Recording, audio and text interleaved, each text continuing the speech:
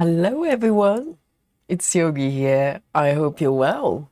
Yes, today is, I have to check, Thursday. Welcome, everyone. Yes, a spot of Thursday night stitching for me here with you. So, today I'm coming back to this piece, and this piece has been such a joy to stitch. You probably notice a little bit of progress here, okay? Me, my little robot here, and the robot's little friend behind the actual robot, okay? It's such an interesting piece to stitch. And if you're wondering, what pattern am I stitching? Where have you been? Yes, this is a piece by Aimee Stewart, and it's called Vintage Toys 2. Yes, there isn't a kind of official number one. I don't know why this piece is numbered as 2, but this is number 2, okay? And so let me show you the markup here. Are you ready? It's full of stuff, just the way I like it. Look at this. And yes, as it says on the label, it's all about vintage toys, and it's so colorful. And there are quite a few pieces. I probably have seen something like that in my grandmom's storage, and it's just beautiful. It's absolutely beautiful, and everything's so adorable. Normally, I'm not into kind of figurines and dolls and that kind of stuff, but this piece is perfect. It's just perfect. And I got this pattern maybe over a year ago, and it's been sitting in my folder for all this time. In my mind, I was waiting for the right time to stitch it, and about maybe over a month ago, I decided it was the right time, and I started stitching it, and it's just so fun to do. Really, really fun to do. And let me show you my progress here, okay? It's got all sorts of things going on. So I started, this is a regular size, a max color, okay? I'm a max color girl, you should know by now. And let me have a look. It's not refreshing, is it? Is it refreshing? Let me restart my, it doesn't like it. Let me restart my iPad here. It kind of got stuck.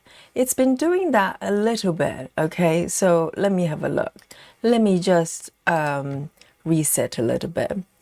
And I need to be very careful not to quit our stream by accident. Let me have a look. Let me just restart it, okay? I want to show you where I am right now, so it's really important. So bear with me, all right? Technical glitch here, out of my control. And, all right, okay, is it loading? Is it loading? I don't know. Yes, it is. Beautiful. Here we go. All right, let me come back here, okay? I want to show you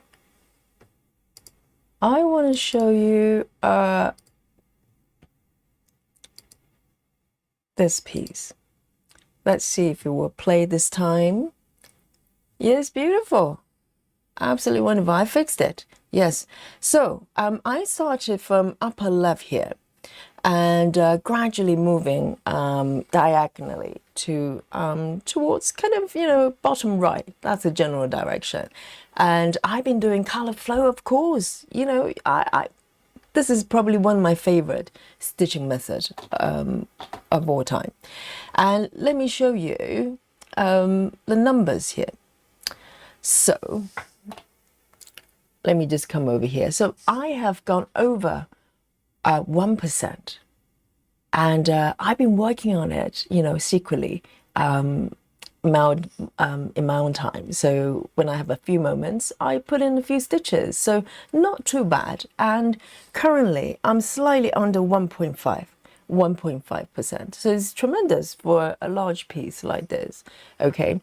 And this piece is a max color. So it's got actually the max number of colors.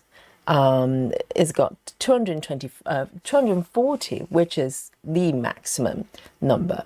And so quite a lot of color changes, you know, depends on the area and of the pattern. And I'm going to start a new sprint here right in front of you and start from 0. And this is going to capture every single stitch I'm going to make. And by the end of every stream, I'm giving you the total number of stitches. Okay, I know it's gripping.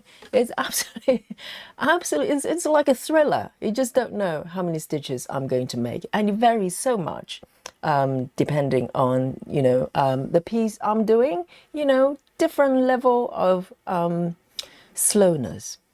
So, so this is where I am, okay? Just a tiny little bit on the upper left there, but I'm patient and it's so much fun to do. So I don't want to finish it really because, you know, I'd be very, very sad if I ever need to stop stitching this piece. Okay, so so this is where I am and I want to say hello to you. Hello, everyone. Thank you for joining me. It's always a joy to see you, and this is definitely my favorite time of the day, you know, other than hugging my partner, of course, I have to say that, and Dolly as well, otherwise Dolly is gonna complain. So let's have a look. Who have I got here to keep me company? Oh yes, we've got Sarah here. Sarah is giving us a lovely quote today. Let's have a look. Sarah says, when we embrace change, we open ourselves to the understanding that anything is possible. Absolutely. Yes, embrace change. Change is the only constant of our life. You know, like taxes, it's certain things do change, absolutely. And if you embrace changes, and that's how, you know, things happen through changes. So lovely quote, Sarah. Thank you so much. And we have Rajao as well, says hello, Yogi and everyone. Great to see you, Rajao. And we've got Woo Woo as well. Woo Woo says, I'm going to say hello now in case my power goes off. Light already flickering. Total blizzard outside. My goodness, whoa. Stay safe, and stay cozy, and hang out with Yogi and the chat. Okay, I hope everything is good. I think some of you probably experience some extreme weather wherever you are. I mean, you know, today isn't too bad in London, but last few days have been very, very cold. We're minus. Today is slightly above, so slightly warmer. And Amira as well. Oh my goodness, Amira says hello everyone. Happy stitching. Lahita is back working. Finally, Amira, congratulations. I hope you're nice and warm now. Goodness, it's been a little while. I think the heating broke down before New Year, didn't it? So congratulations. And yes, well done, Amira. You made it. And yes, it's terrible when heating breaks down. It's like always the most inconvenient time. And Chloe as well. Hello. And Linda is also here with us. I'm from North Indiana. And Clara, hello, great to see you. And Lizzie is also here as well. And Kelly is here in the chat as well. Let's have a look. And Kristen says hot chocolate time already. Yes, hot chocolate time, you know, any time really at this time of the year. And Suzanne is joining us as well. Lovely Suzanne is here. And Cheryl, yes, it's Cheryl actually. Cheryl 615. Hello, fellow stitchers, and welcome, Cheryl. And Betty Lou Taylor, BLT, is also here with us. And let's have a look. Oh, Kristen, are you a doctor or something? Kristen says, hour and a half of peace before I see my last patient of the day. Yes, what kind of doctor are you? I'm very curious. And Susan is also here as well, our lovely Susan, and very extremely fast with Googling, okay? And and Jackie, hello Jackie, and let's have a look. Who else have we got? Karen Sutherland is also here as well, and our Betty as well, Betty Hankins and Galen Hello, welcome back. And Kate as well. Oh, nice. Great to have you back here. And Suvi as well says hello to the chat. And Colette, great to see you, Colette. And who have we got here? Belinda as well. Yes, wonderful to see some, some of you guys don't always get to join me every day. And so great to see you from time to time. And Samantha as well, Love Drunk is also back with us. Oh, let's have a look. And Alandria as well, of course. And who have we got here?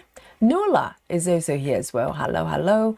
And Rachel, it's like a test for for names. Okay, Mary Solas is also here as well, and I'll be back in a little bit and say hello to everyone. Okay, let's zoom in to this beautiful piece here. Look at my little robot here.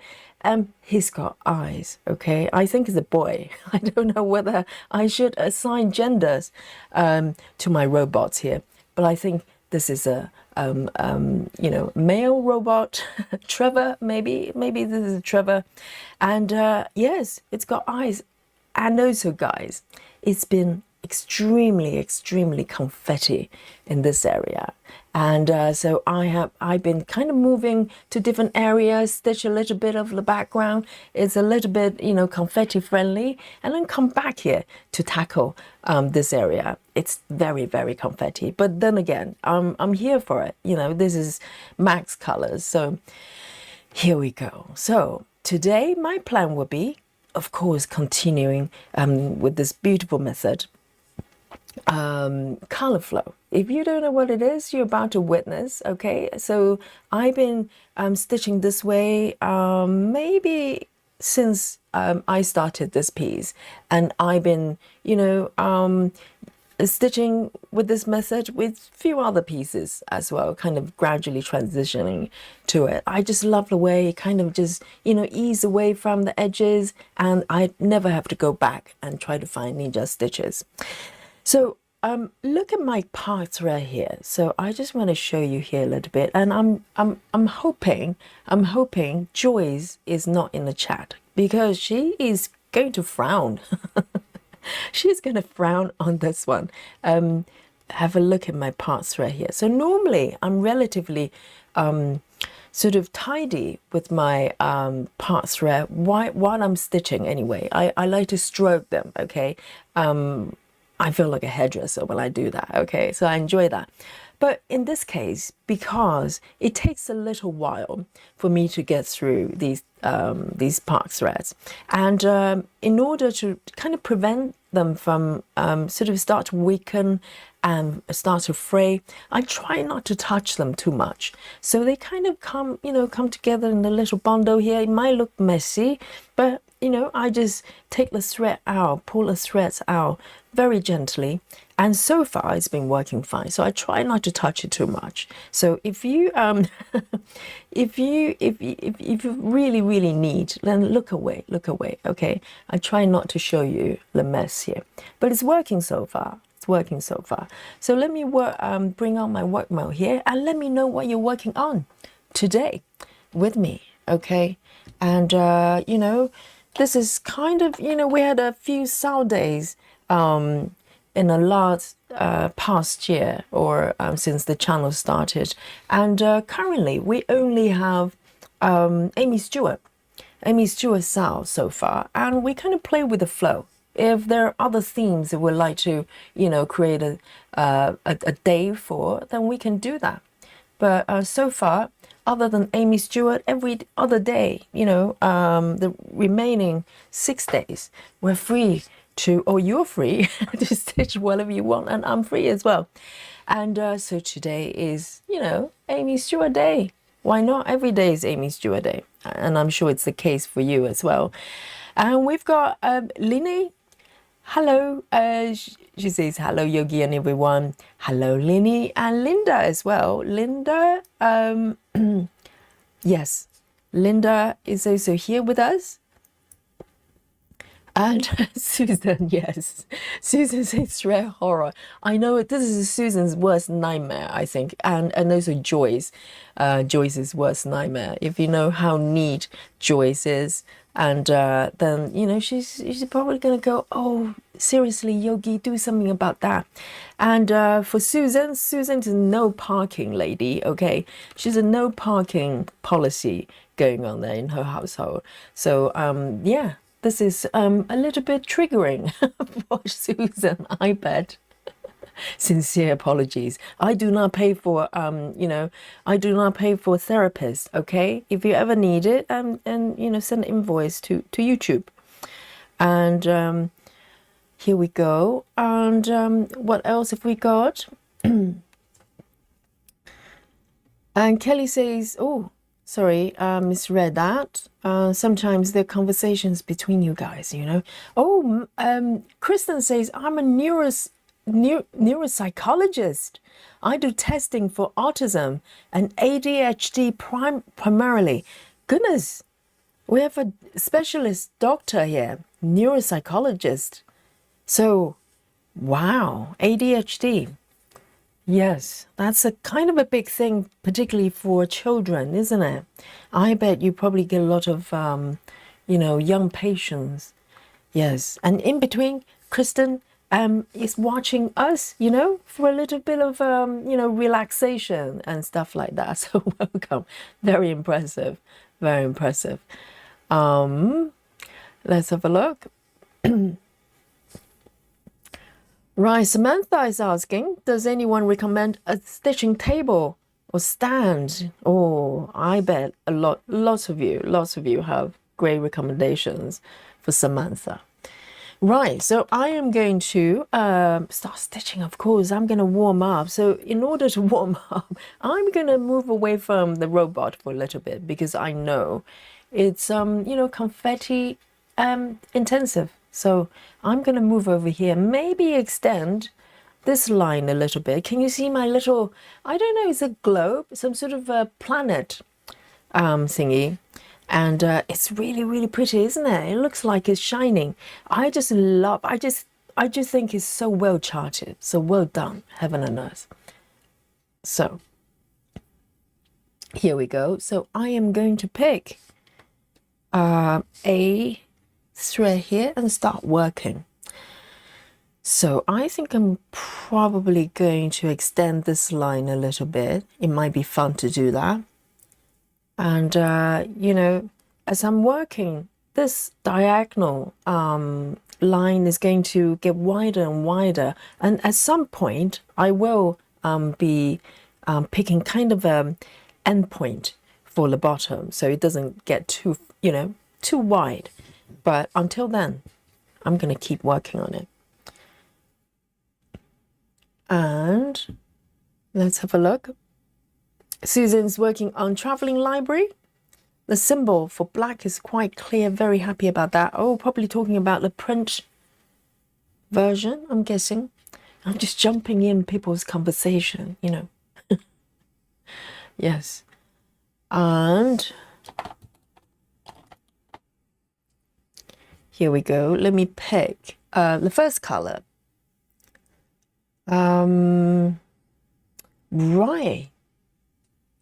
Let me pick this one instead. I like to have a strategy to gradually fill in the stitches. So the first one is 934. 934. And let's have a look. Susan, yes, send your therapy, you know, invoice for the therapy to YouTube, please. Or maybe Heaven and Earth. Heaven and Earth.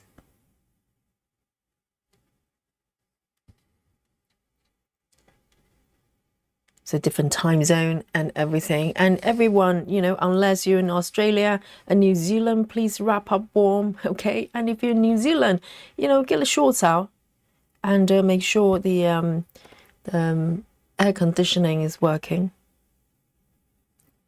because it's getting really hot over there. And Sue Howe, yes, Sue is also in Australia.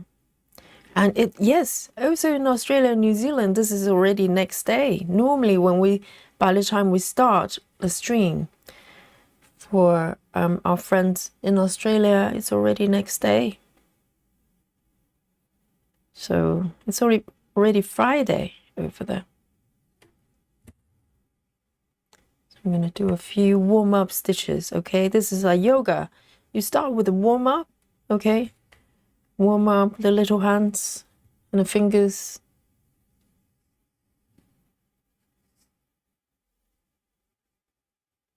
Here we go. And I'm going to pop down here.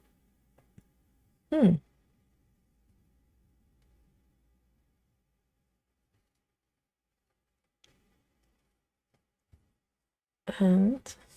here we go.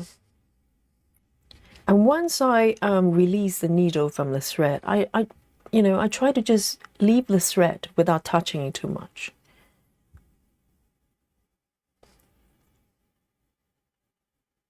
Because I've got this habit of stroking my threads, my bar threads. I just want to tidy it up, but I think it's going to wear the threads off.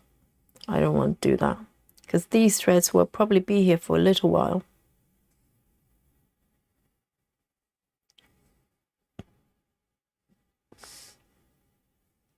Kelly says it looks like colored balls are hanging from the ceiling of the shop. Planet, maybe. I think it's Planet, yes, but toy version of Planet. So it's not trying to be sort of, you know what I mean? Because everything here are is toys. They're toys. So they're the toy version of planets.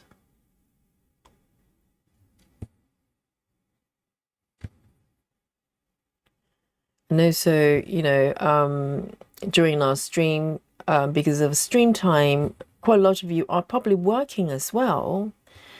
So guess what? Today, we are having a new emoji. Yay! A round of applause to Yogi. Yes, I've been working with my power tools. So you know what? Big thank you. Thank you to all of you anyway.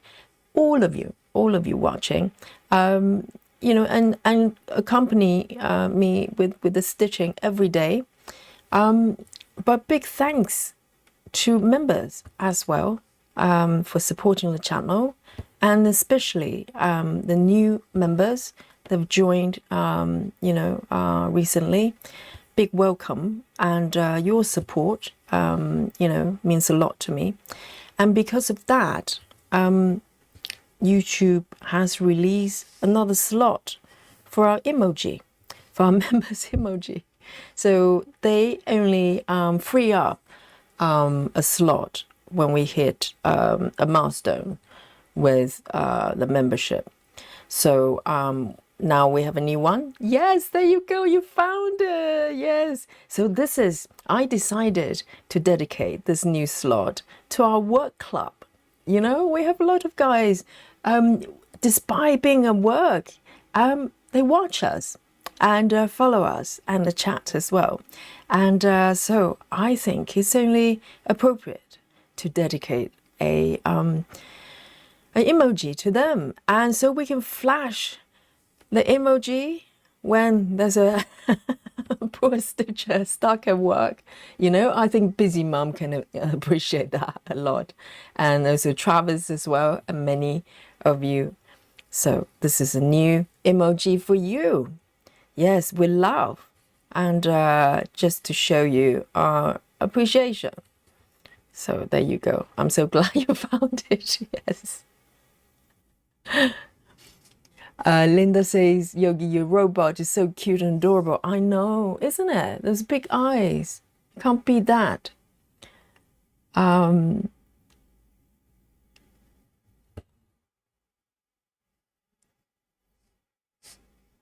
Yes, wonderful. So if you're at work, this is a emoji for you from us.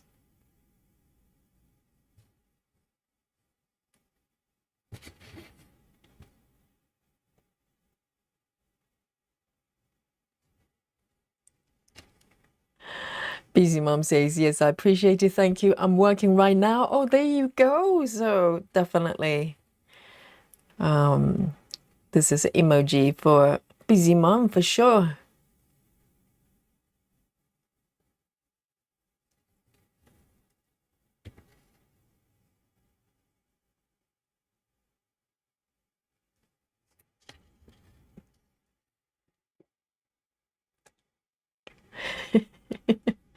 It's really quite nice. They come out, yes, I think it comes out quite nice because emojis are so small. So it's quite, it's artful on how to do it properly. So it's a trial and error, and I'm really happy it's working out. Here we go. Nice and slowly. Amira says, Yogi, you're allowed to jump in our conversation. Without you wouldn't have them. Well, the thing is, I know it's just that sometimes there are multiple comments about a conversation, but I just jump in like halfway and I have no idea what I'm reading at all. So, sometimes I just take a wild guess and guess it totally wrong.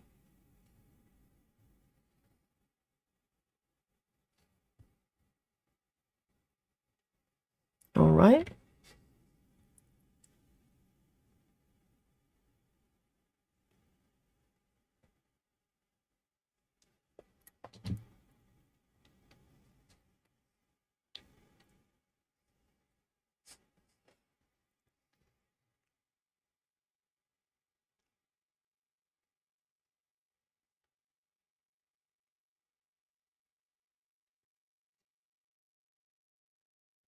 Oh, that's true, Kristen. Very observant. I know. Isn't that weird? Kristen says, Yogi said, those eyes, they're so big and cute. I know. Because Kristen knows Yogi has got eye phobia. But these are not normal eyes, guys. These are cute. These are just kind of robot eyes. So guess I'm okay with robots, but not real people. Yes, Kristen. Oh, Kristen, no wonder. You're a doctor. You're so smart and so detailed. Absolutely. I didn't even notice that myself. I just said it. Yes, I did say it. I said those big eyes. But then again, I'm okay, with Dolly's eyes.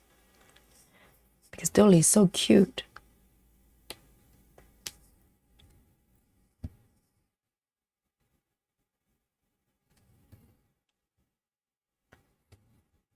So I'm guessing that I'm okay with robot eyes.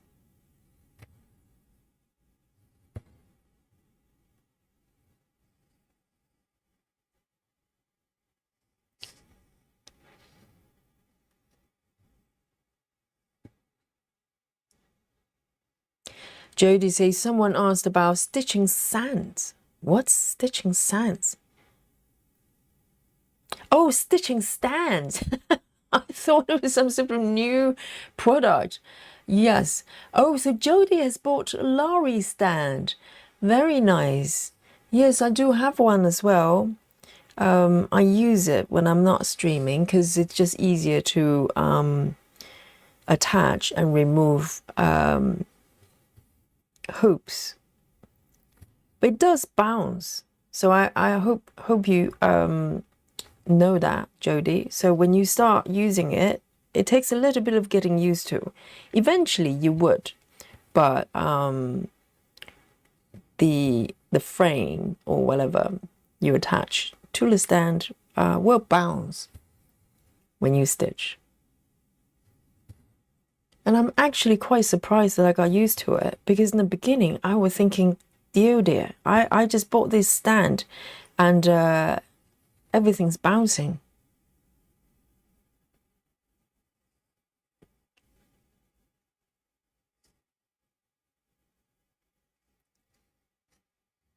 Hey, Mandy. Mandy's here.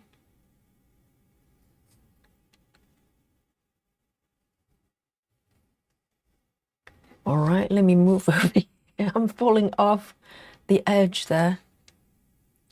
All right, maybe I should come around this area. Might be better, so you can appreciate the little robot there.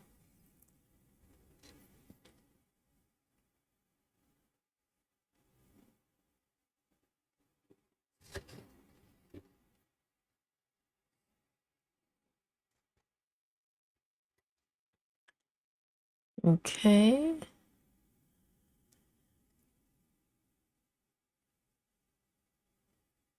So here, 501, 2 stitches, 501.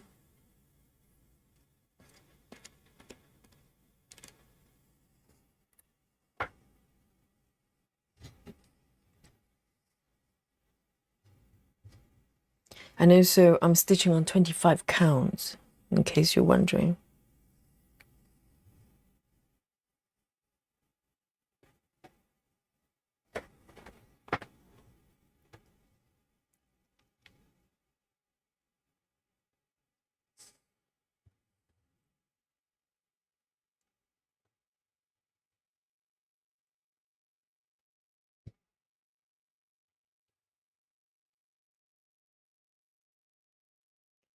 There we go. And Linda says, I started a new project. I started catching rays. The cross stitch studio artist is Abraham Hunter. I'm stitching this on 32 counts. Y Laguna 1/1 full cross. Linda, how is it working out for you? 32 counts, 1/1 full cross. Because we're talking about this just yesterday, I think. We're kind of discussing the pros and cons of the coverage versus, stitches. And there you are, Linda, doing full cross. Are you enjoying it? Is it difficult to stitch? And what thread are you using? Are you using DMC? I need to know. Because 32 for me currently is, I don't know. The verdict is still out. I like the fact that I don't mind the fabric count. I can see the stitches just about, but I'm just not sure about having to do 10 stitches. I like my 10 stitches to be a choice rather than, a must.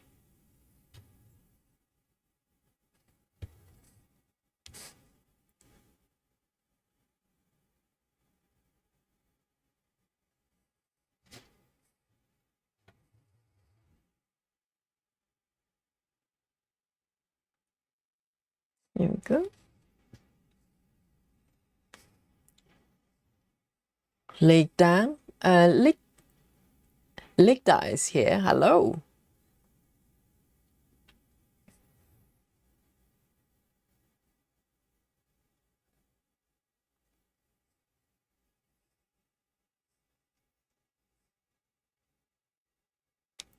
Mandy Moran says, I'm working on The Deadly Aquarium by Lola Crow drinking coffee. Oh, nice combination. It's always interesting to hear about different artists because I'm slightly sort of tunnel vision with, kind of my favorite artists. I'd love to be able to expand a little bit more. And recently, quite a lot of you start kind of starting project stitching So Beautiful, the chart company. I'd like to try it as well because, different chart creators, they chart with different style. And it's a different experience, isn't it?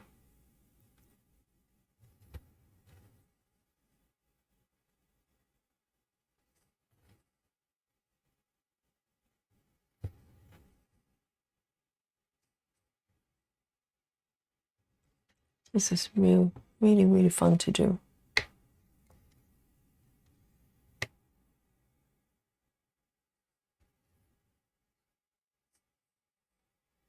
Nola says, the fabric for my new start has been stuck in customs for over a week. Why is it stuck there? Do you have to pay taxes or something?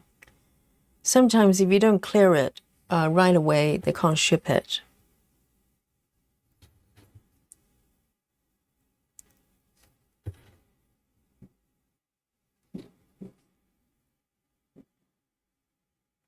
It's quite tricky when you buy products from overseas.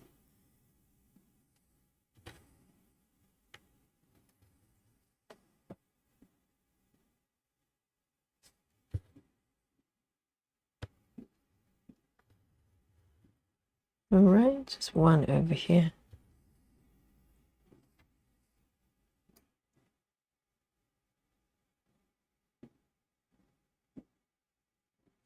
And I think I'm getting quicker in terms of picking the next area, the next color to go. I'm kind of getting used to it gradually.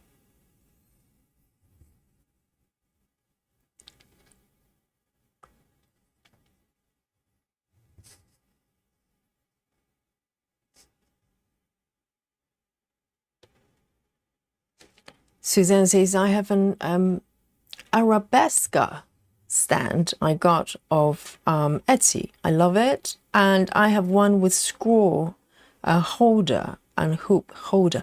I think I've seen your pics. I remember there was a few months ago, you have posted a few pictures, and it's quite beautiful, isn't it? It's got different attachments that you can turn it into a clamp or kind of regular stand.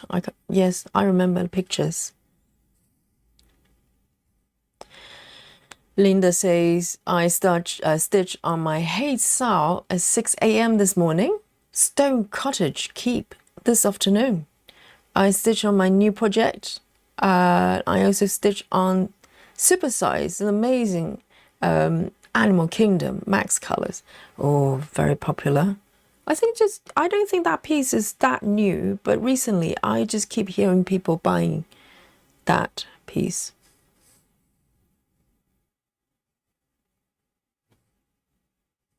Sounds like good fun. Let me have a look. Where am I?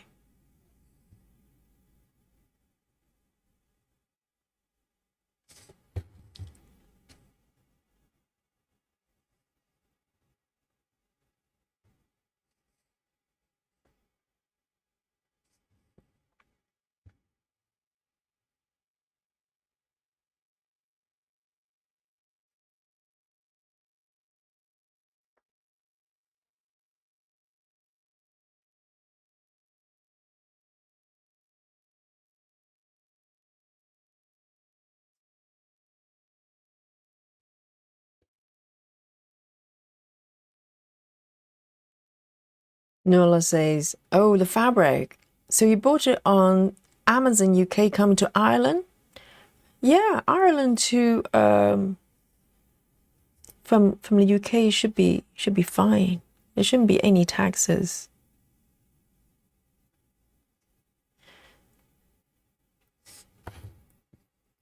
Or maybe they're just clearing off all the things, that's piling up from the Christmas time or New Year, all the shipping. Let me see, 1, 2, 1, 2. All right. Very nice. I'm going to clear this thread. Can end it.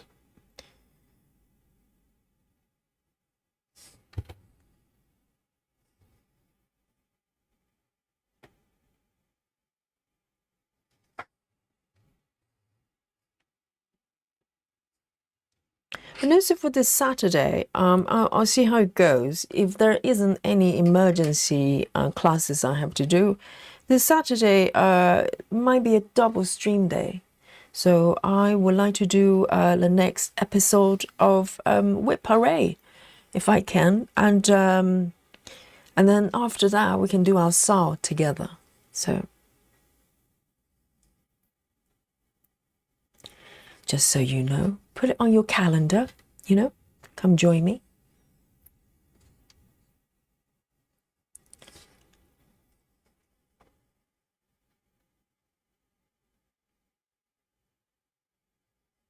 All right, 796.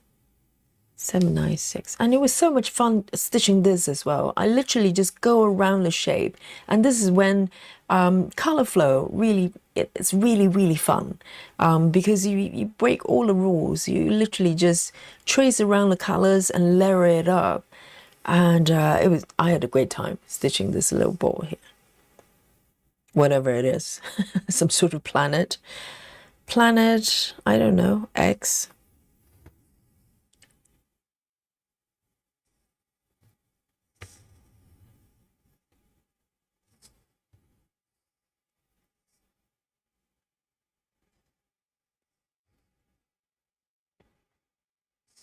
See you later, Kelly. Chloe says, I'm stitching on supersized Amazon. Sorry, not Amazon. Supersized Amazing Animal Kingdom 2. Max colors as well. My new start from yesterday. I know, just suddenly everybody's doing that piece. Oh, I'm looking forward to seeing the progress, because the first time I saw that piece was stitched by a Japanese floss tuber. I think it was May 52S. I remember vividly because I remember, you know, all the animals just kind of popping up.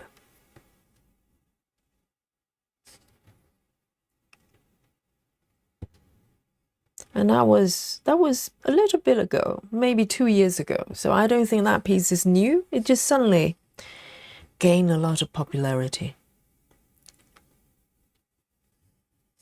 All right.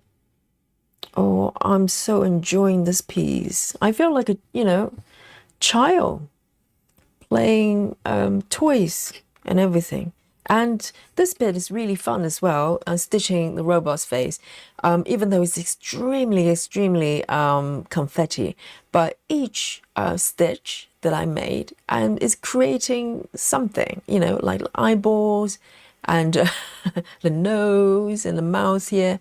I'm going to work on a little bit as well in a bit. And it's just so much fun. It feels like every stitch makes a difference. It's doing something. Whereas sometimes when you're stitching this type of area, even though it's less confetti, but you feel like, you know, it kind of just a, you know, blob of something. And whereas here, every stitch counts. It's creating something for this little robot here. I love it. 796.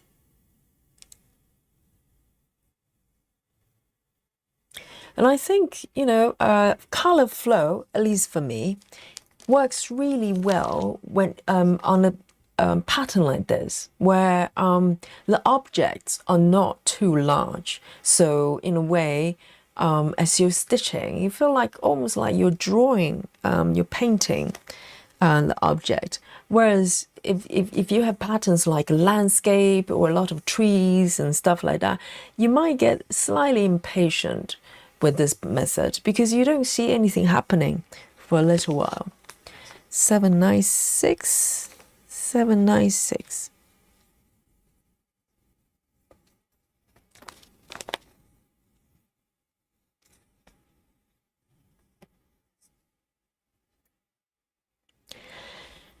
Lynn is also here in the chat. Lynn says, hi Yogi, hope you're okay. Also all the stitches and oh, have got a thick snow. Yes, wrap up warm, Lynn. Yes, I think we have Woo Woo is having some sort of storm there as well, blizzard. So make sure you know, you're nice and safe. All right then. I've warmed up a little bit, so I think I'm going to come back to the little robot here. And also, it took me a while to figure out why there are two little robots. So this robot is actually part of the book. So there's a book behind this robot, and there's an actual toy robot in front of the book. And I try not to refer to the markup too much. I like to be surprised. So.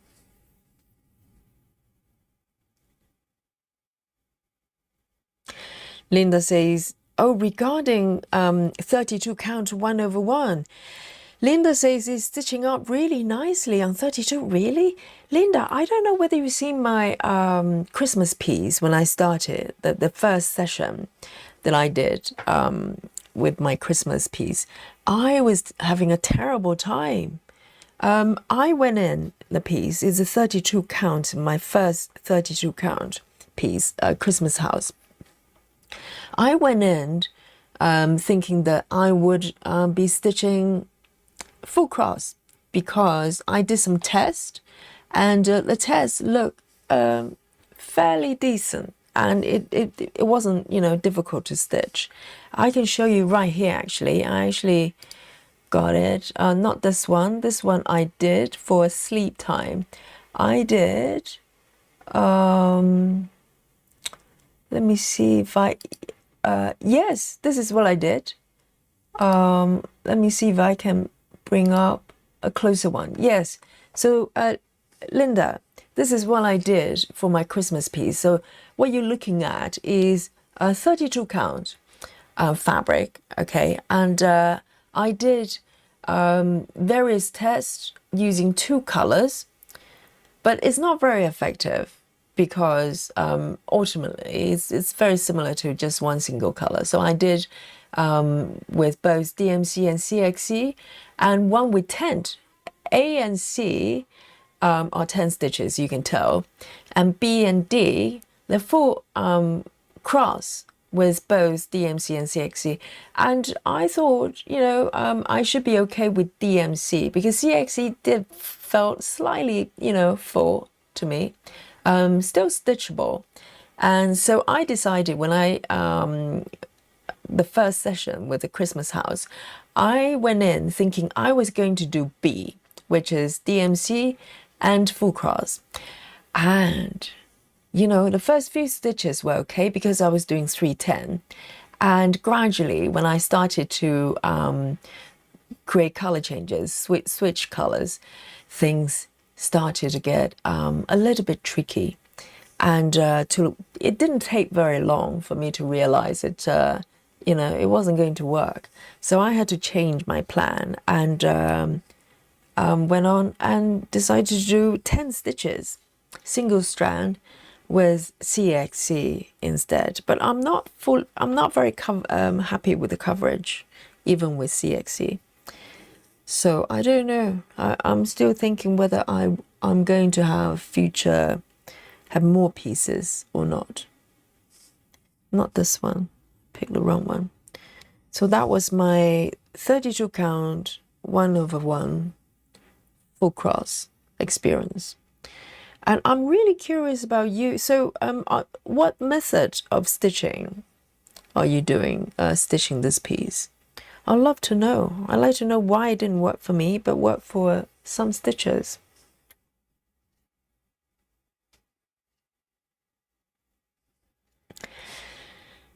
Suvi, 99. Suvi is heading to bed.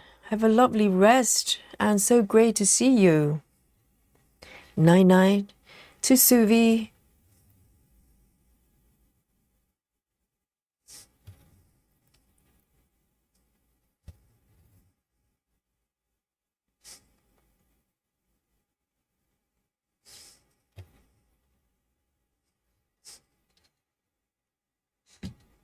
I'm going to just move it over here a little bit higher.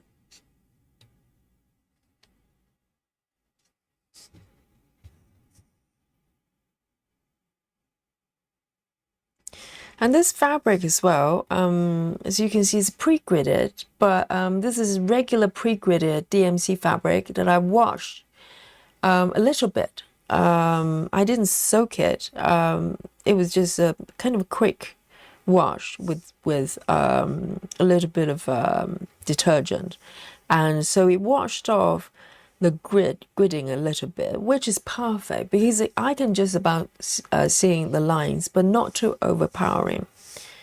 Because the gridded fabric sometimes is a bit too much.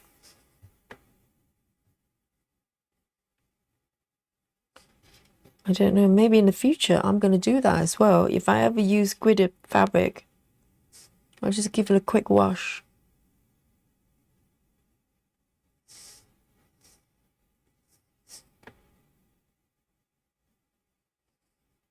Where is it? No, it's here, down here.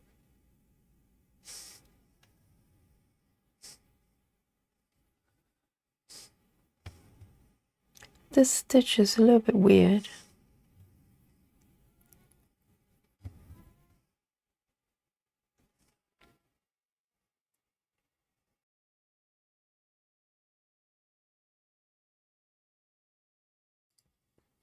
I'm gonna have a sip of my coffee here.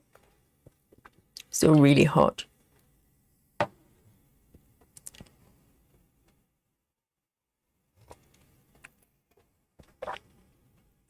Kate says I'm stitching a hay chart with CXC on 32 count and stitching just fine even with cross-country method. Are you doing full cross? And Kate says, but my fabric is very soft. Interesting. With CXC, full cross. Wow, and cross-country as well. I'd love to see your web, Kate.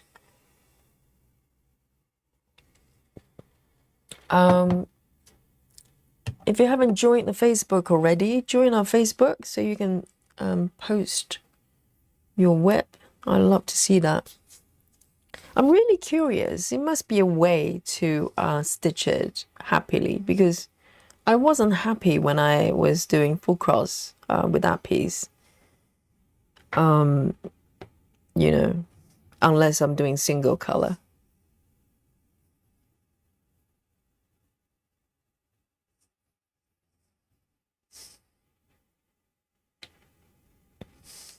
I don't know what's happening with this one.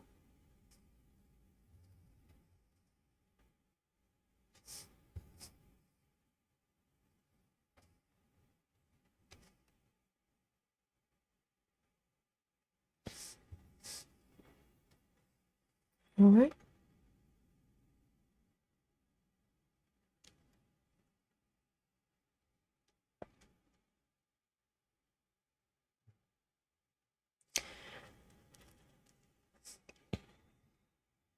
Suvi says, but I think Yogi, that's this different. There is difference how you stitch. I love 32 1/1 full cross. I use Danish method and cross country. Well, but Danish method simply means you do one stitch, one leg at a time. It's not always possible with this type of chart. If it's very confetti, you know, and also only, you know, from time to time you have a sort of a cluster of stitches that's kind of the same color. Most of the times you have to kind of, you know, jump around. So it probably depends on the chart as well, what type of chart you're doing. But I'm really curious, Suvi. Clearly, it's working for a lot of you.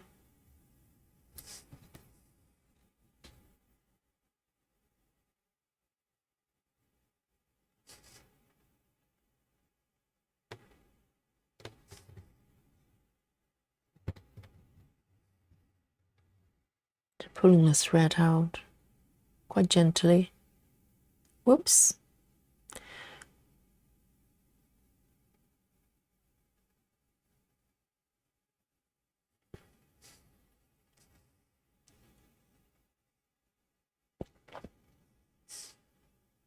So here goes cross country as well. Linda says, what's Danish method? Danish method simply means, so normally if you watch me stitching, I do a full cross on its own and move on to the next stitch. And so I do both legs and finish the stitch before I move on to the next stitch.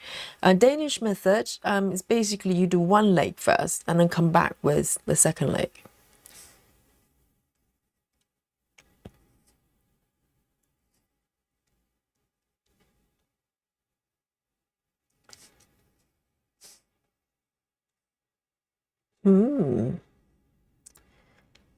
Full cross and CXC as well.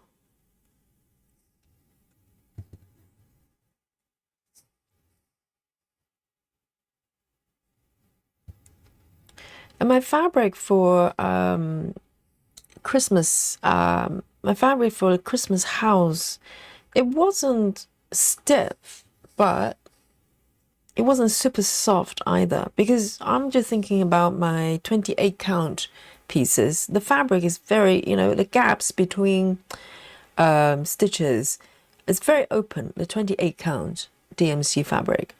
But this one, for instance, the holes are not as large.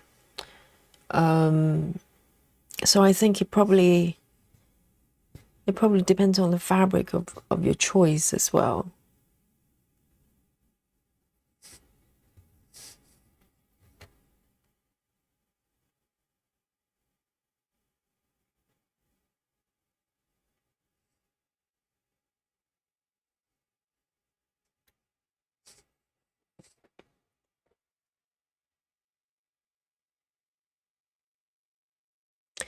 Suvi says, I think there's a huge difference when you use Danish. If you look at the back, I love the confetti heavy, but there's a lot of ninja stitches. I choose 28 counts. Yes, majority of the patterns I've got have some confetti, I go for max colors most of the time.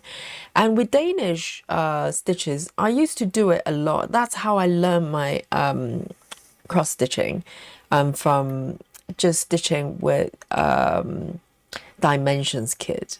But dimensions charts are very, very different because, close to no confetti whatsoever. So I started off doing Danish stitches only, pretty much stitching sort of dimension type of kit. But with this type of charts, I find it very difficult. Occasionally, if you have kind of multiple rows together or stitched to, at least 3 or 4 stitches together, sometimes I do Danish. Or maybe if I want to take my thread forward and then back and start from the starting point again, then I'll do Danish. But otherwise, sometimes when I do Danish, I've kind of missed the second leg with some stitches. That does happen. So now I try to do full cross instead before I move on. So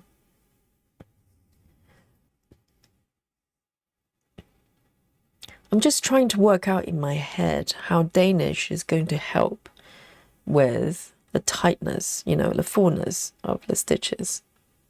When it comes to confetti, it probably doesn't matter.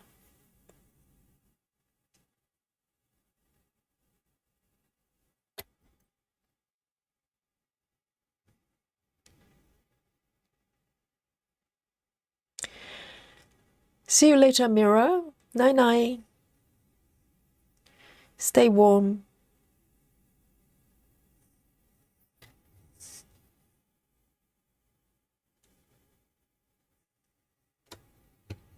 Just one single stitch.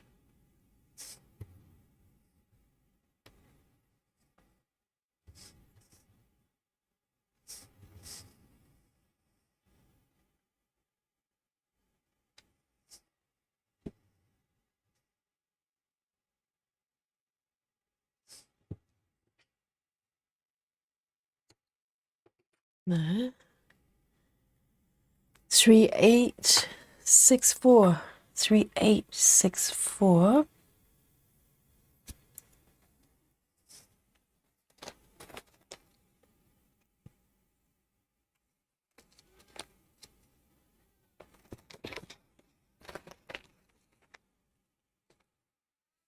Oh, I can hear a big cat meowing outside, trying to break in. Oh, this is a big cat just insisting on trying to break into the house. It's a lovely kitty actually, but very, very bossy. So Dolly is a little bit scared every time this cat appears.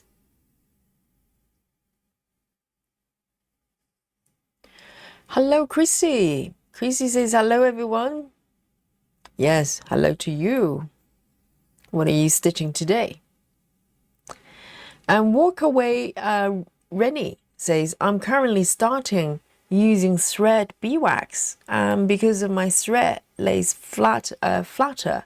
It makes them very uniform and they seem to be fuller. Oh, interesting. So you're actually trying to do the opposite. So you're trying to make the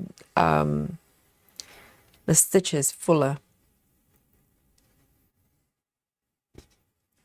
I suppose with my issue with 32 count tent is darker colors just, you know, they just look so sparse. And even with CXE, it doesn't look bad. I wouldn't say my Christmas house is looking bad, no, but I just wish the coverage was a little bit better.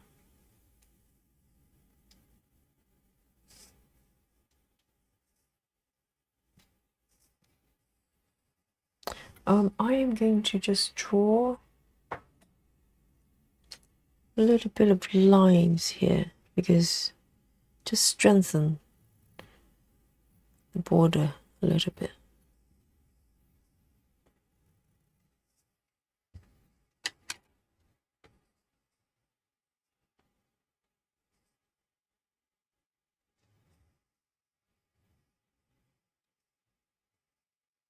So with this area, it just feels like every stitch is doing something, you know, it's creating, you can see the difference.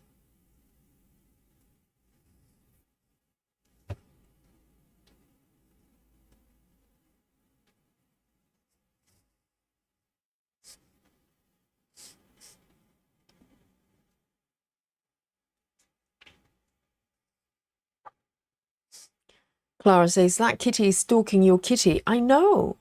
Well, to be honest, it's partially my fault, Clara.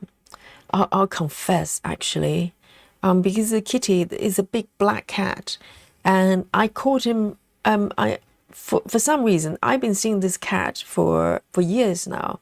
Been coming to my patio, and you know, try to break him from time to time. But if I keep the door locked, you know, the cat flap locked, eventually, you know, he goes away. But I kind of have some, you know, emotional attachment to this little cat, even though he's very bossy, but he's so sweet with me. And I'll confess, you know, sometimes I kind of just cave and give this little cat some food. And I also named him. It's a terrible thing to do when you give a cat a name. You start to feel like you're a cat mummy, do you not? So I named this cat Lily, okay? And you might go, Lily is a female name, because originally I didn't know it was a boy or girl. And I kept seeing this cat. At that time, the cat was smaller. Still sort of maybe not quite kitten, but just out of the kittenhood. And you know, I didn't know it was a boy or girl, so I named him Lily. So it's kind of stuck. Later on, I realized it's a boy. And so I still call him Lily. And so sometimes I give him some food, you know, and that's the worst thing to do if you're trying to deter a cat to come to you. So it's partially my fault, because sometimes I can't when he's kind of just meowing out there and it's cold out there, it's raining. I just go, okay, let me just give you some food, okay, but only food. And then, you know, I'll open the door. He comes in. He's so sweet with me. So we're kind of, you know, we're kind of friends, really. So here I am pretending, you know, I'm trying to drive him away, but secretly, I'm kind of, you know, kind of thinking maybe, just maybe. I have no idea whether he's got owner or not. He's quite well fed, but slightly scruffy, so it's hard to tell. So that's my confession to you. Linda says, Yogi, I stitch with within 10 by 10 block. Okay, I'm visualizing it. So Linda is doing 10 by 10 block, each one block at a time, from start to finish. But if the color continues in the next 10 by 10 block, I'll continue to stitch with that same color. Huh? Okay, if it's attached to the border, you just keep stitching. Okay, and I stitch top to bottom of a column. Oh, so one block at a time, and you go like this, is that correct? Let me have a look. Let me think this through. So Linda is doing 10 by 10, one block at a time, but going vertically in a column, correct? And you would do the color completion, but if the stitches flow out of the block, you just keep stitching. Interesting. And then you complete the block and move down. And then what? Go to the next column and start again. Interesting. And do you park? I'm guessing that there's probably no parking there. I've never done that actually. Not vertical. I always do horizontal. I have done briefly, okay, it didn't last very long, but I have done block by block horizontal row.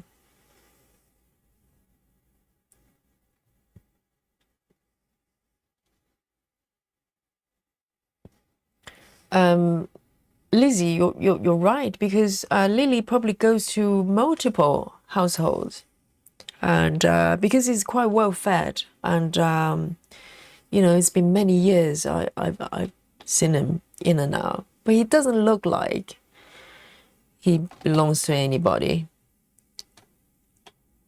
I know, so he's very bossy, so unless he's the only cat in the house, he'll probably have problems.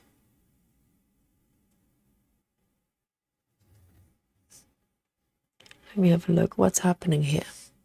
So I don't think it matches. Oh, he's complaining. He's like going, what is going on? I thought we were friends. Why do you not open the door for me? I mean, he's mad. So I'm not very consistent. So it's really my fault, really. It's not Lily's fault. Lily's thinking, we're friends now. Now I can come in whenever I want and have food.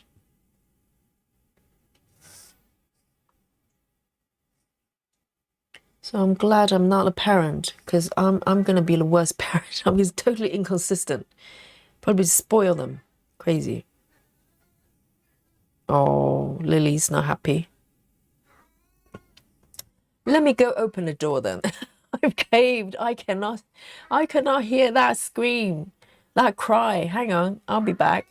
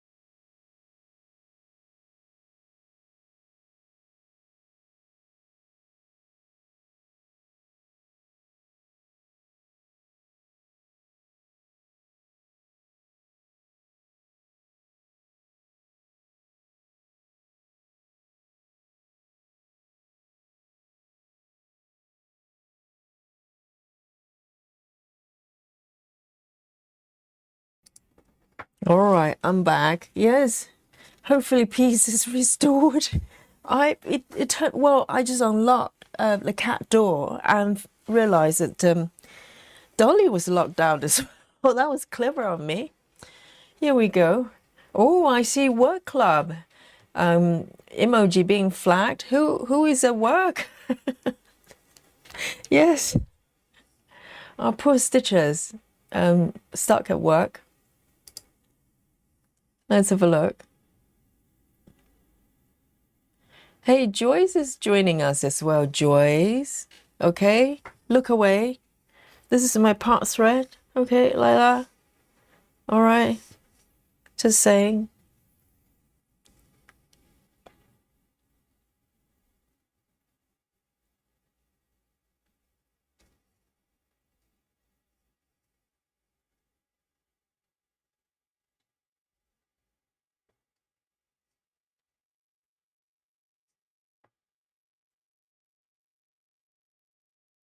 Jody says, Yogi, you're slowly adopting another cat. I know, Jody.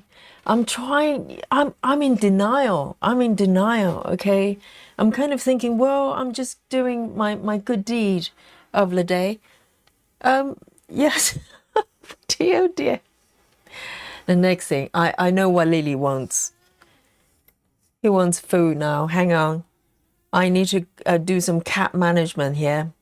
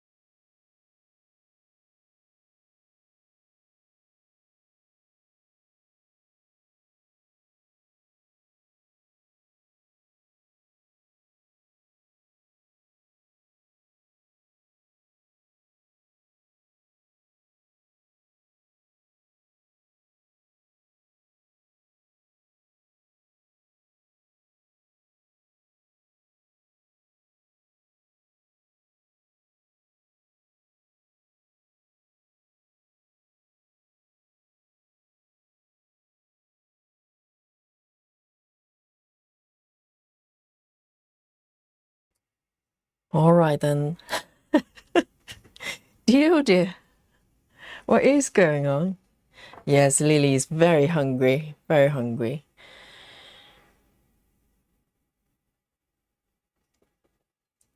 Rachel says if you have him fixed, if he's not ready already, he will calm down a bit. That's what happened to my adopted cat. He was neighbors and he gave it to me. They gave him to me. I got him fixed and he calms down. You're quite right, Rachel. I don't think he's got his operation, so he's very aggressive.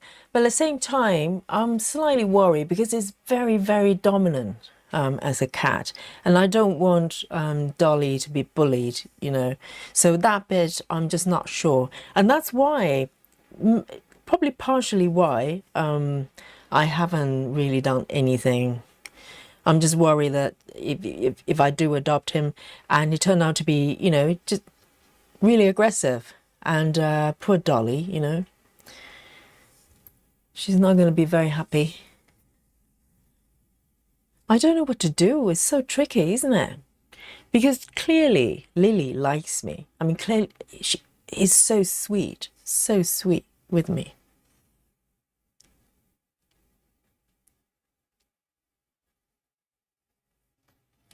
Clara said, "You're so sweet to like Kitty Yogi. I'm sure he's totally in love with you. He is. I think he is. And, you know, year after year, he comes back to visit me. So I don't know where he was, you know, when I didn't see him."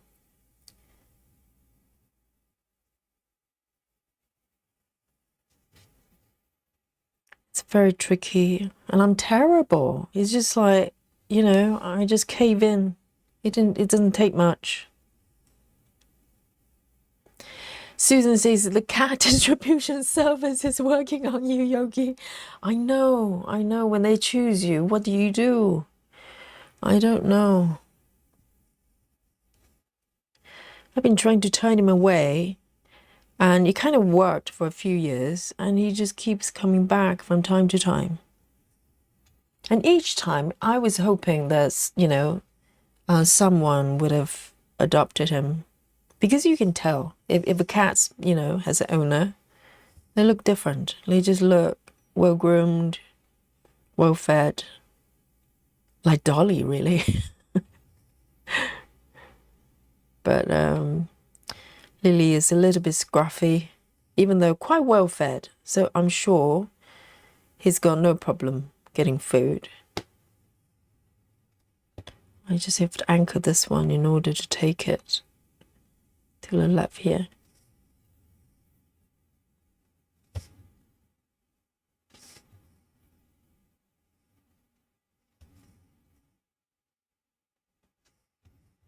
All right.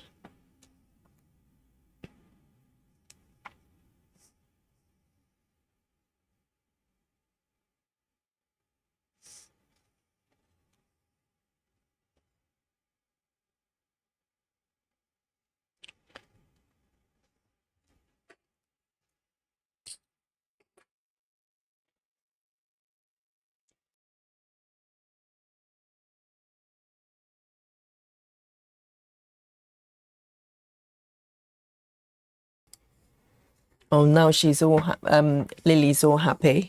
You can tell when there's no noise. Just stop crying.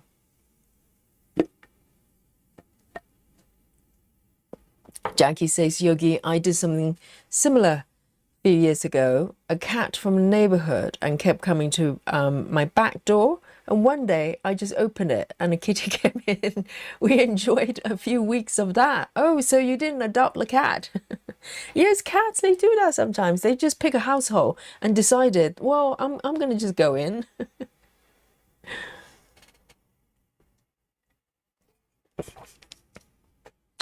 Joyce, are you doing pre-stamped cross stitch? Wow, that's new. Have you done it before? So Joyce is drinking herbal tea. I'm doing stamped kit. I love to try it. I just haven't found a pattern I like. I'm curious.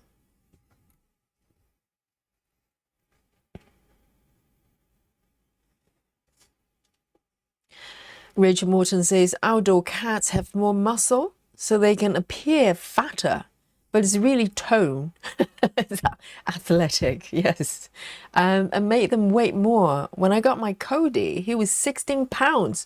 Now he's 11 pounds. How does that translate into kilograms, I wonder? That sounds quite a lot. 16 pounds. That sounds like 7 kilograms. Or something like that. I'm terrible with conversion. That sounds like a big cat. Yes, I feel terrible. My heart is kind of just get torn when I hear the cries. I mean, Lily knows what he's doing, you know.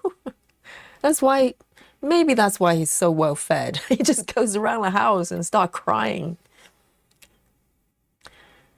3816.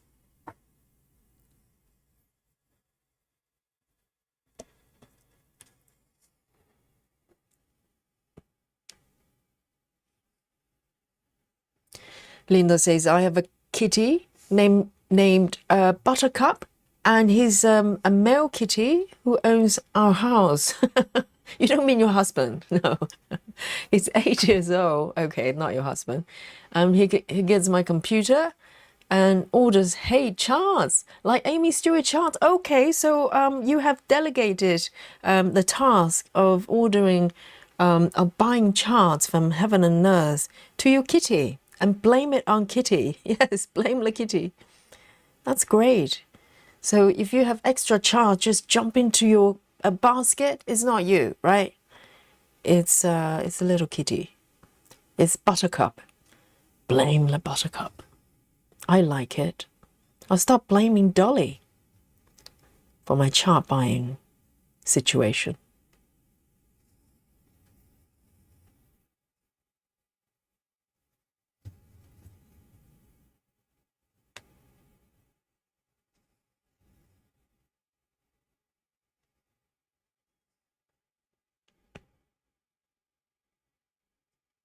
Susan said Dolly and Lily time. Need a new emoji for Lily. Do not encourage him.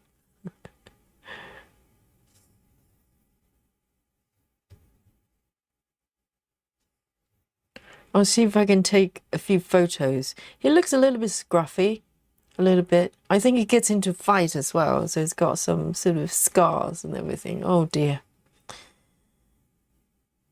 He's very, very male, very dominant.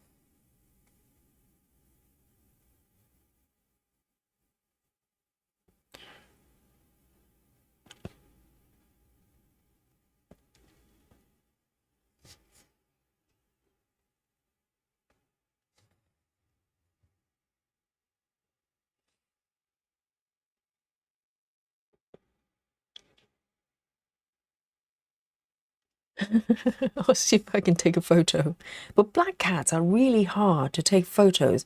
You know, Dolly's tuxedo, so some white bits, but Lily's completely black. It's a little bit like, you know, Sarah's cat.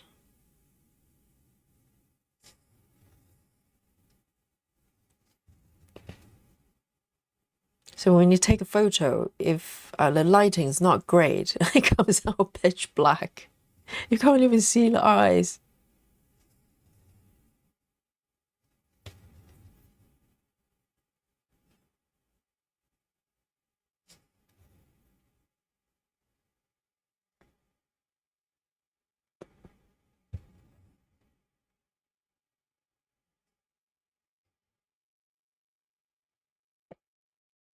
Hey, Ring. Hello, hello.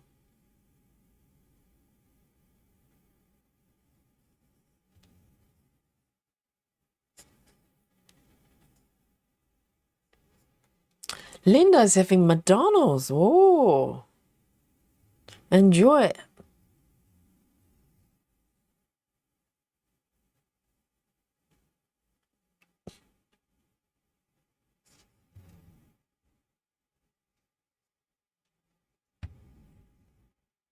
Now Dolly's happy. I can hear Dolly snoring somewhere.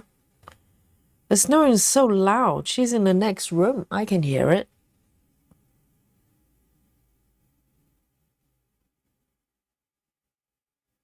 All right. 1, 2, 3.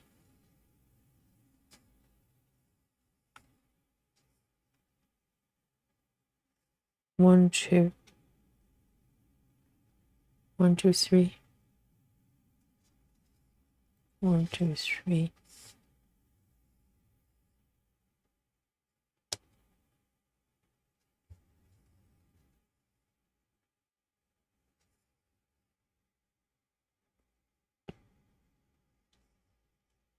Chloe says, Yogi, maybe you can scan him for microchip. See if he has an owner. Do you have to take the cat to the vet to do that? I always wonder whether they should have some sort of app that you could just scan cats without having to take the cat to the vet. I doubt very much he's got an owner because he's not neutered, I don't think. Majority of the owners here would do that. And also he's a little bit scruffy. So, you know, kitties have a home would not look like that.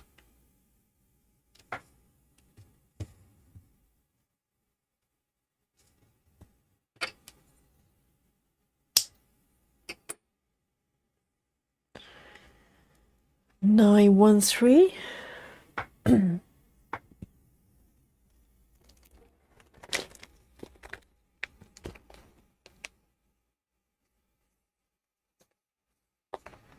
913. Let me just.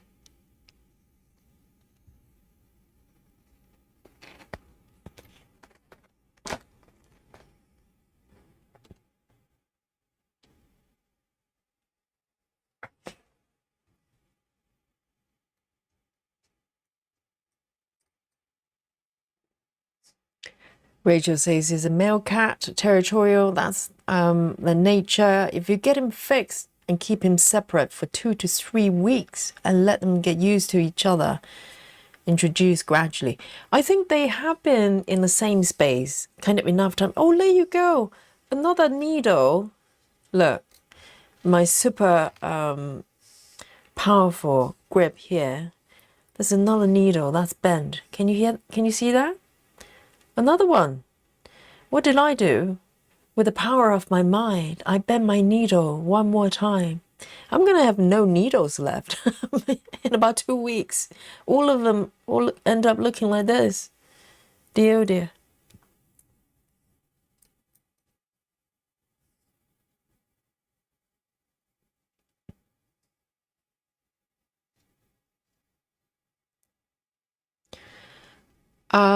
Lynn says, Yogi, hope Dolly has been neutered or else you have more to feed.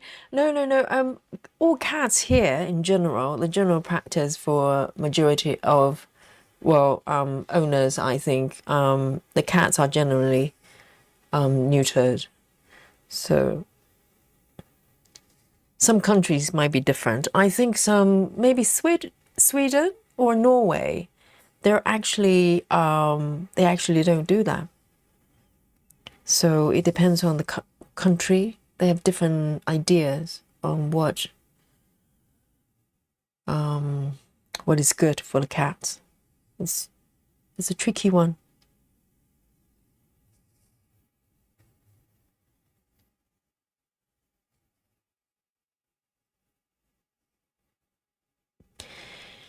Hey, Lakika. Good to see you.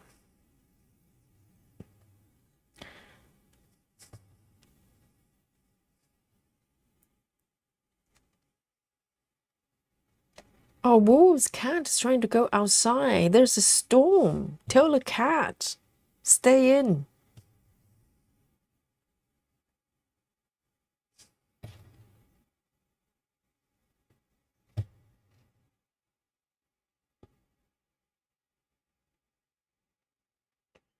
Okay.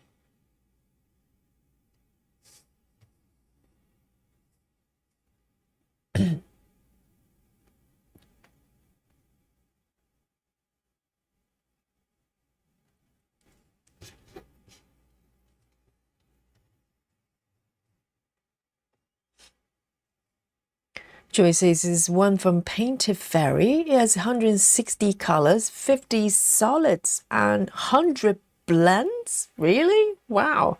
Is it quite a large piece? And are you enjoying it? I'd like to know.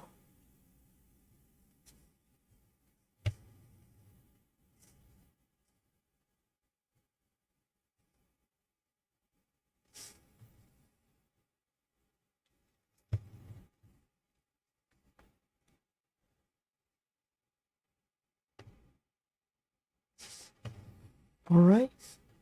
I'm slowly ending these confetti threads because they literally just have a few stitches here. 956, 956.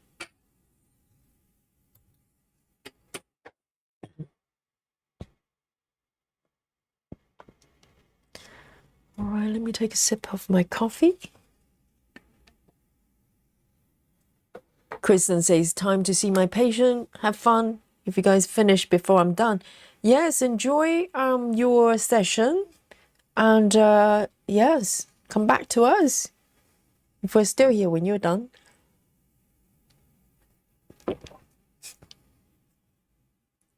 See you later, Lizzie.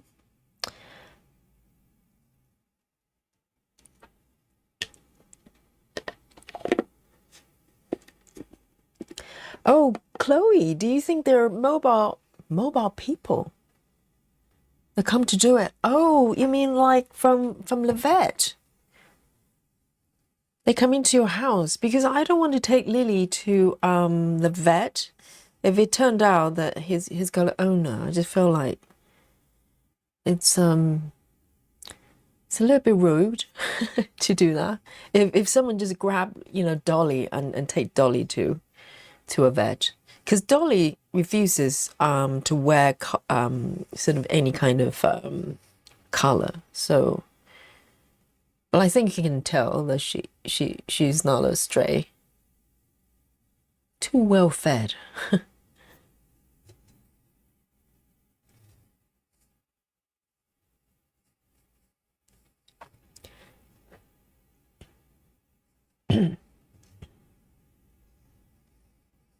Hey, Janine. Susan. What do you mean, Susan? Susan said, how are you doing that, Yogi? Doing what? See, that's the problem. When I just dive into a comment and just have no idea what that means.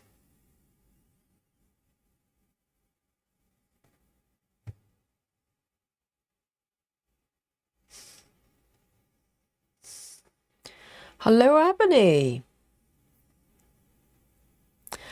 Ebony says, hey everyone, I also bend a lot of needles, Yogi. Oh, so Ebony's just as strong and powerful as Yogi.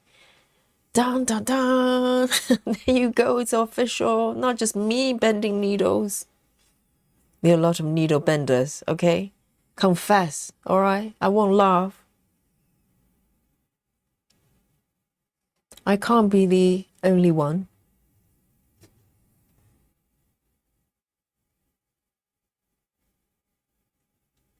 It's quite mysterious. I just don't know how that would happen. They just start bending for no reason. So randomly.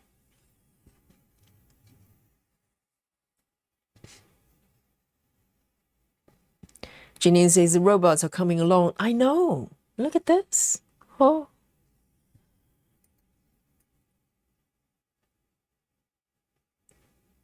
Janine says, have you adopted that cat who keeps going on your porch?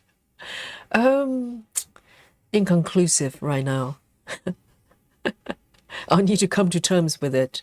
I have no idea what's happening.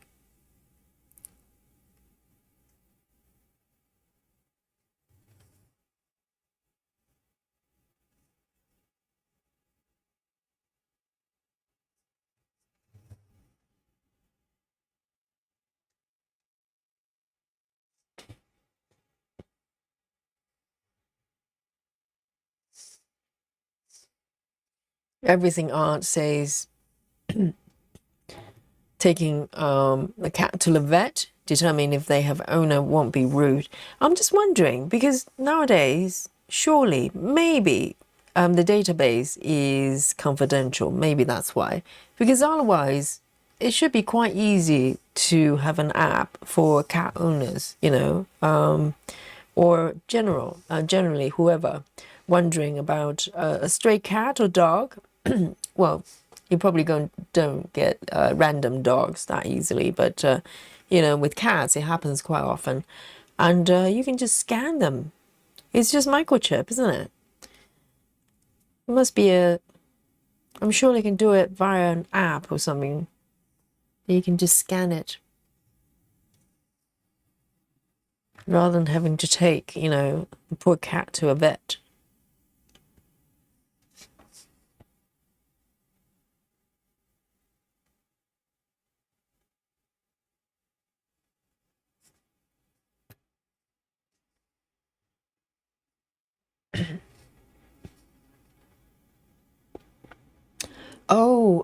Yes, Susan, you've seen it before. You've seen this phenomena. My needles just bend by themselves.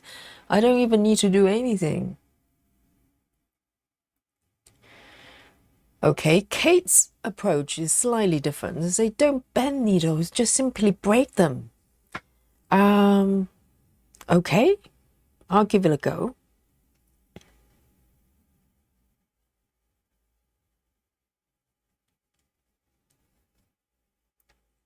See, in this area, for instance, it's quite confetti. Sometimes it's just a single stitch somewhere, but this stitch is going to make a difference because I'm stitching the mouth of the robot. And just one single stitch, you can see the difference.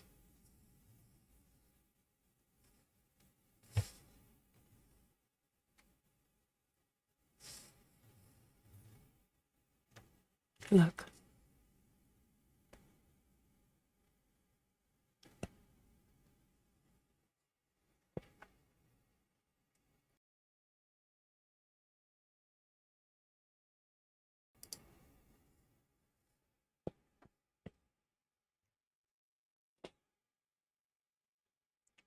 Joy says it's 400 by 583. That's quite big.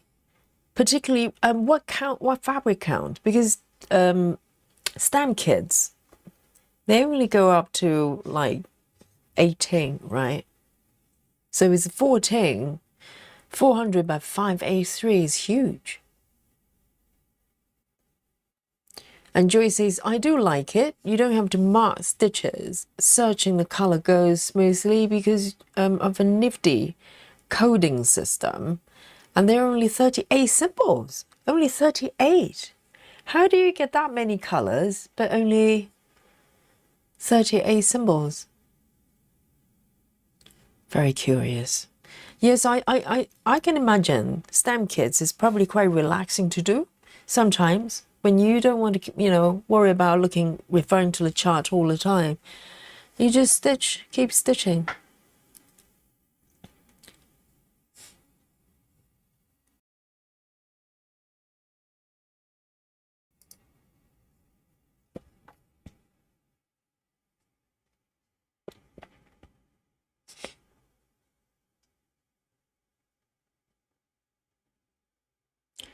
Lynn says, Yogi, you have to get a Jane Greenough needle. They're gold. I do have some golden ones from John James, but for instance, I've got one right here.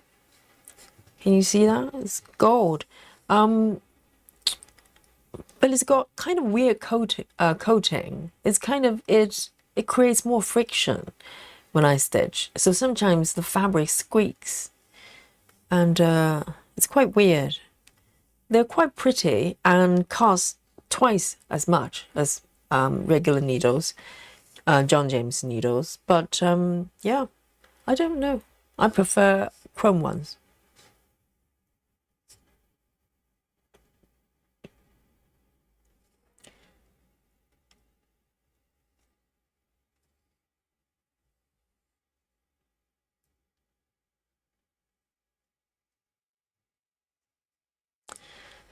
I don't think Lily's lost though, because Lily's been in this neighborhood for years. I've been seeing him since, you know, he was fairly young, and yes, I don't know. I kept hoping someone would adopt him.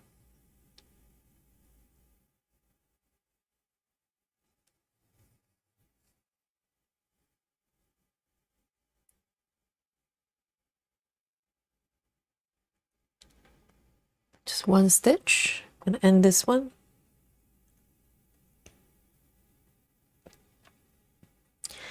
Susan says, would you be blaming Dolly for bent needles as well as buying hate charts? Yes, Susan, that's my cunning plan. And it's very convincing as well. Just Dolly made me do it. And blame Dolly. Oh, yes. It's got to be Dolly playing with my needles.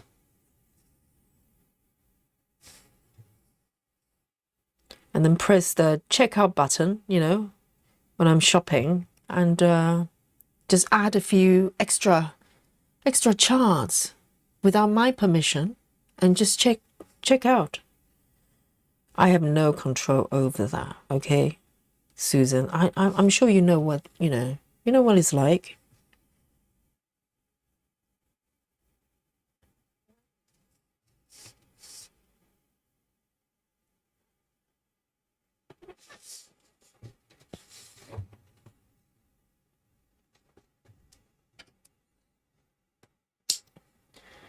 Six, 1, 2. Going back.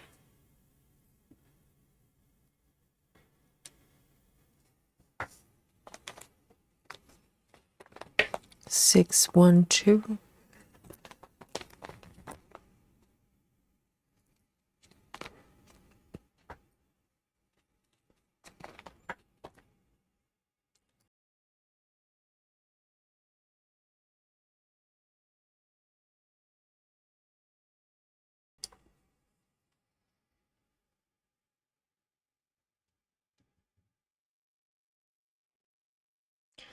Clara says, Yogi, if it were Dolly who was lost and is chipped, you want Dolly to be taken to scan. Yes, lots of people do that. I'm aware that people do that, but I don't think Lily's lost. I would be very surprised if he's actually got an owner.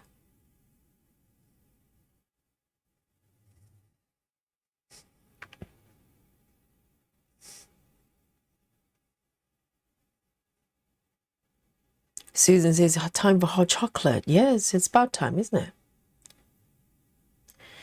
And Joy says, every symbol is printed in several colors. So there's a tracking chart. So only 38 symbols, but they're different color variations. I see.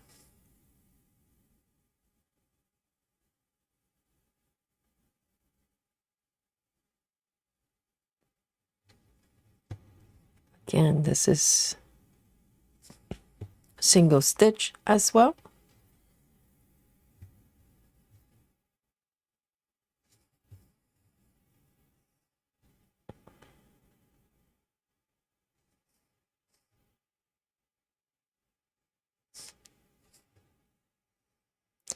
And Joy says it's 14 count. But I was hoping that I wouldn't need my magnifier. I still need it because even with the larger stitches, the holes are just as tiny. Interesting. 14 counts.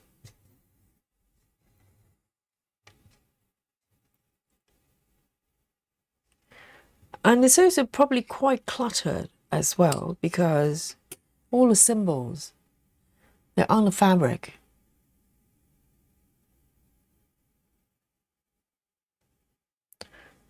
Three, 0, 4, 2.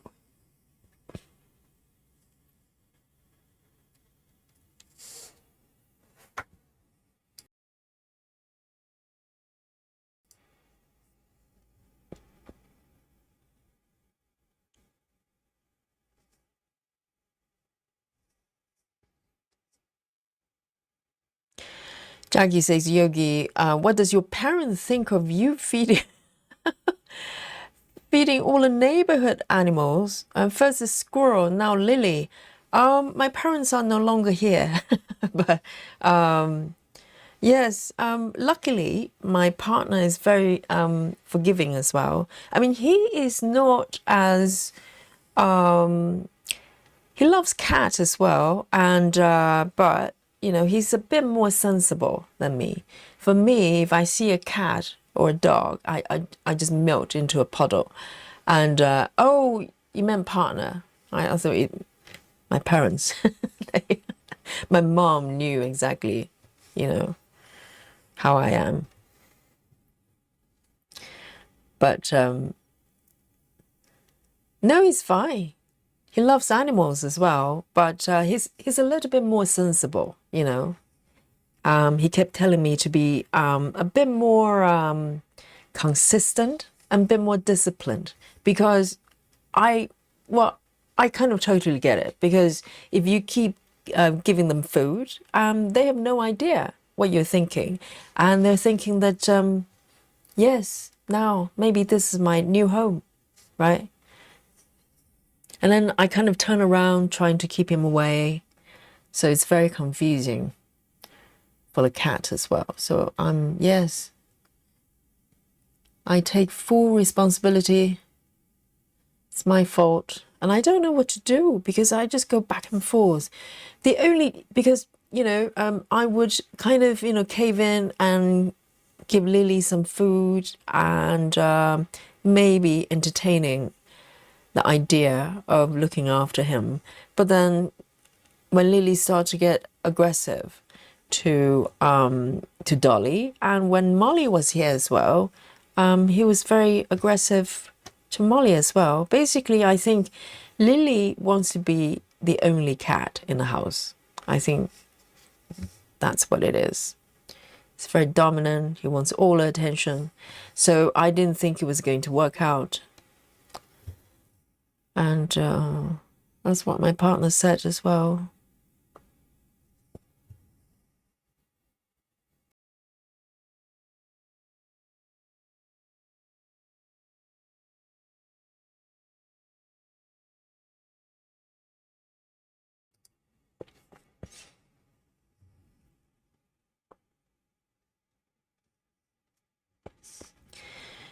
Kate says, my husband is just like you. He absolutely adores cats. Sometimes I think he loves cats more than he loves me. But I don't mind. Yeah, yes, I think that's probably understatement in my case.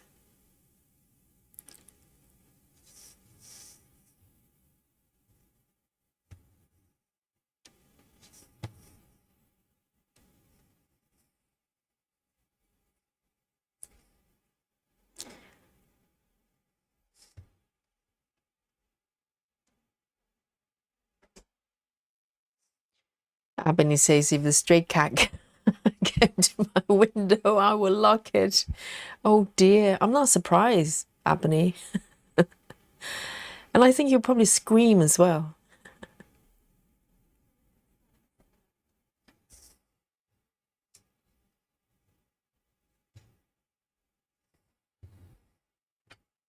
But Aimee, there's no cat in this pattern. I don't think. Let's have a look. I don't think there's a cat. Maybe there is somewhere. It's got so much going on. Maybe there's a cat. There's a rabbit and a doggy, but no cat, no cat. So this is Aimee safe pattern, okay? We need to certify it.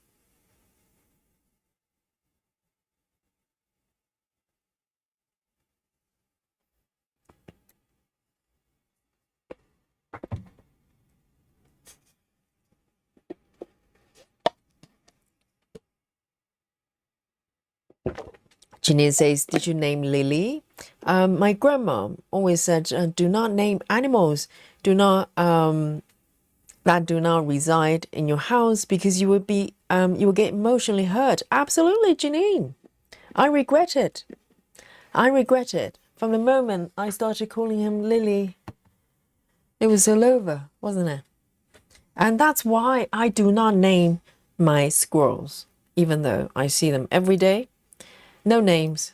I just, there's a boss one, you know, there's a captain squirrel, I recognize. But the rest of them, I just call them by, you know, one of them's got really long nose and is really interesting looking squirrel. So I call him Big Nose, and that's it. No names, no names. Yes. Thank you, Aimee. Aimee approves.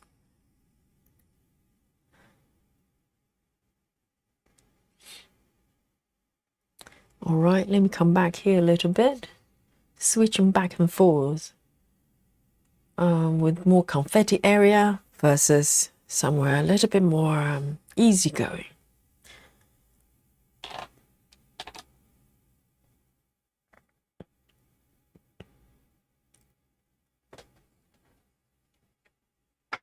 Oh, Susan, yes, you're quite right. If you don't want Aimee to come to your house, you just have a cat and a pigeon. Yes, just a, yes. Then you probably won't see Aimee for a very long time.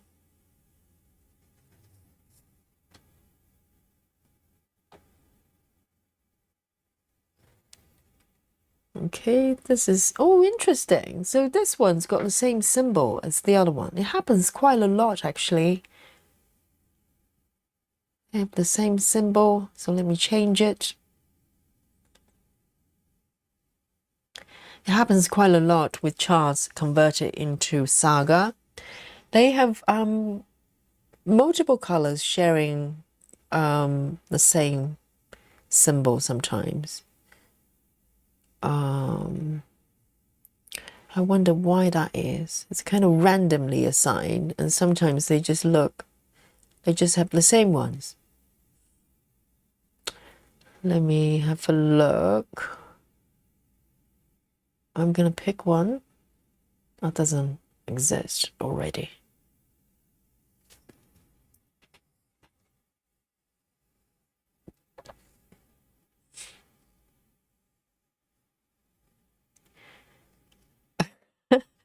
Aimee says when we go into our town center, there's so many pigeons.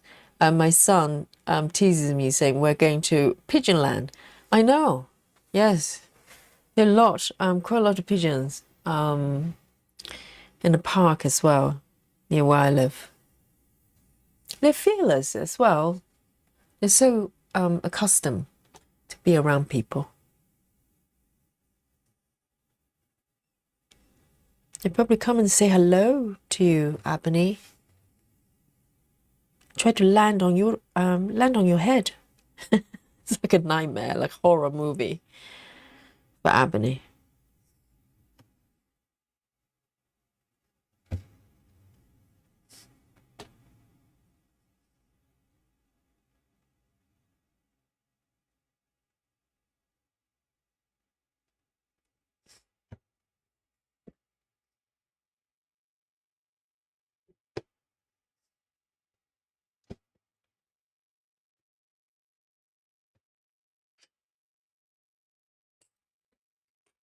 3371.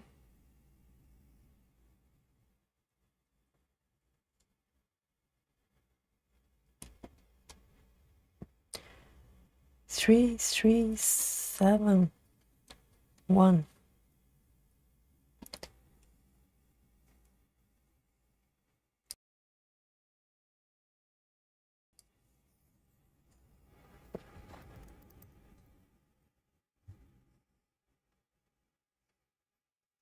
Janine says, Aimee says she doesn't like cats, but I saw on her web parade, she did a big lion face and is doing, I think, a jaguar now. I know.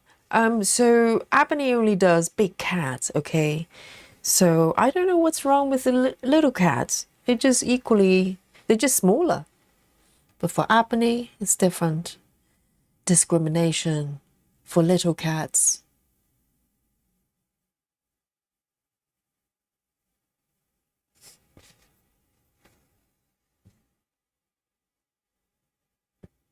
Oh, this bit is a little bit confetti as well. Let me have a look. How do I tackle this one? Why don't I come down here a little bit? Let me stitch a little bit of this yellow, orange colors.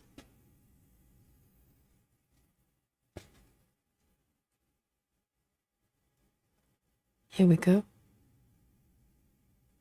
3,750.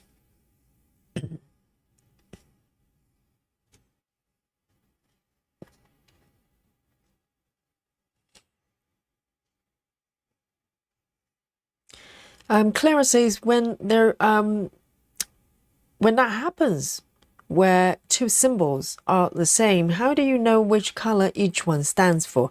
You can tap on the symbols. So the system, the app actually knows they're two different colors. Just for some reason, they kind of randomly assign the same symbol.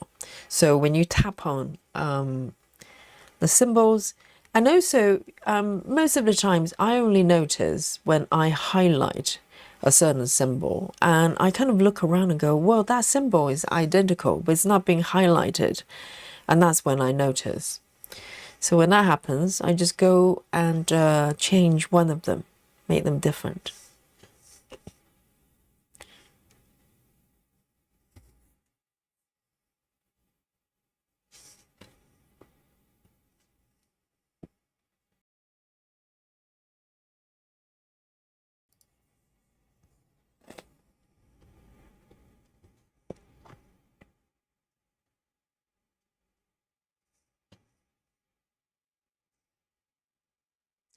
Yes, Aimee. Yes, Aimee likes large things. So how about a giant pigeon? How's that? A really, really big pigeon.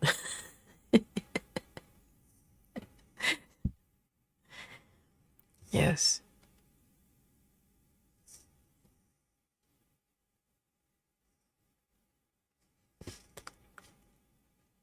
Two,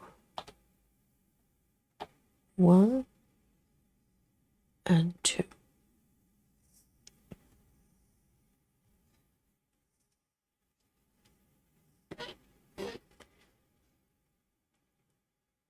Samantha says, how much of a border do you leave for your fabric? Good question. So, if you're asking me, I leave around. I try to leave.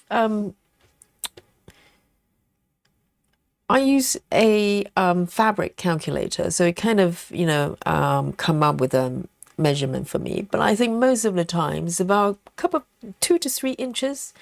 And whenever I can, I give it a little bit more margin because it's just easier to frame, particularly if you start from the corner.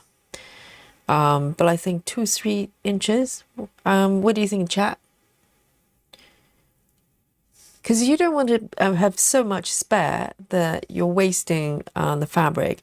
But most of the fabric I buy, they're pre-cut from my vendor. So if there's some extra few inches, I just leave them. So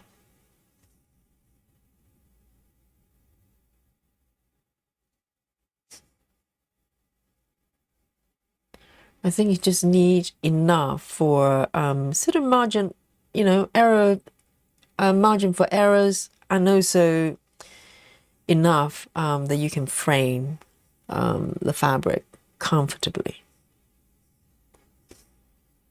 without wasting too much fabric.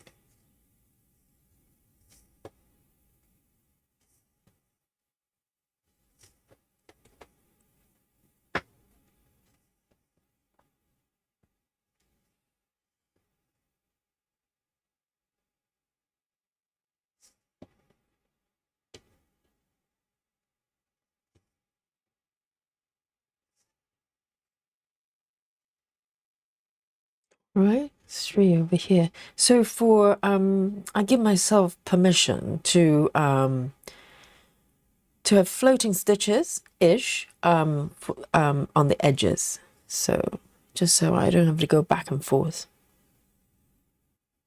to do these little ones. It's a little bit naughty. I'm sure Gemma probably wouldn't do this.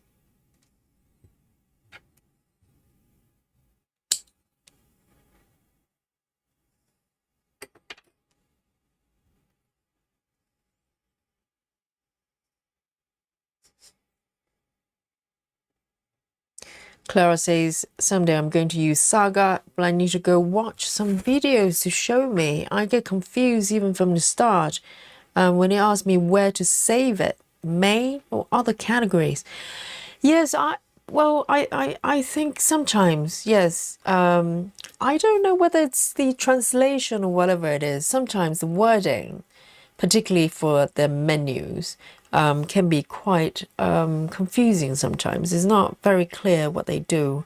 And there's some functions, some icons within the app. I still don't really know what they do. Not really. It's got a lot of kind of, hidden features there. But I do have a walkthrough for basic functions. There's a live stream that I published on the video as well. So you can probably find it. It might be helpful. And also, I think Needlebug has one as well. So you can have a look at that.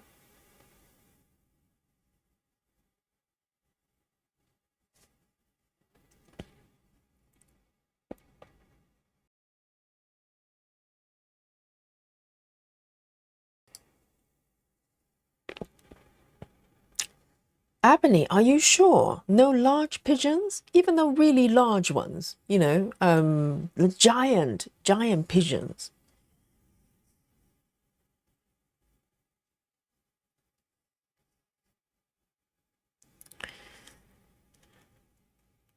Joy says, depends on the frame you're using. On the scroll frame, you need a little more on top and the bottom. Left and right only has to be an inch or two. Well, I think 1 inch is probably too small, particularly if you use a round hoop. The corner, you do need a little bit of sort of margin for you to frame quite comfortably.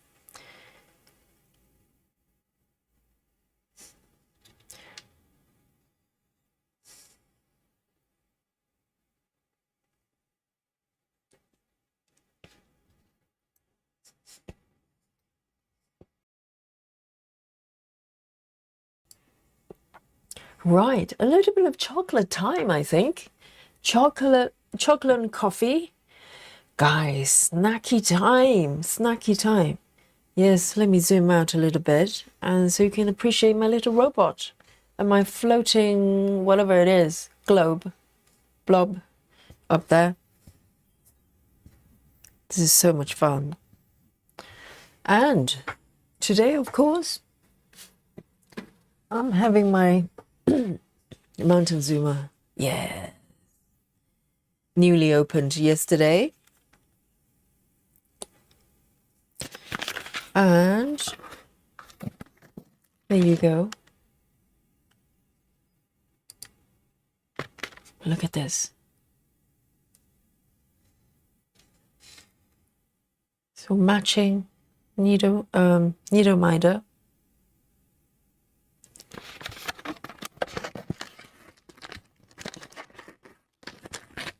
Chocolate time.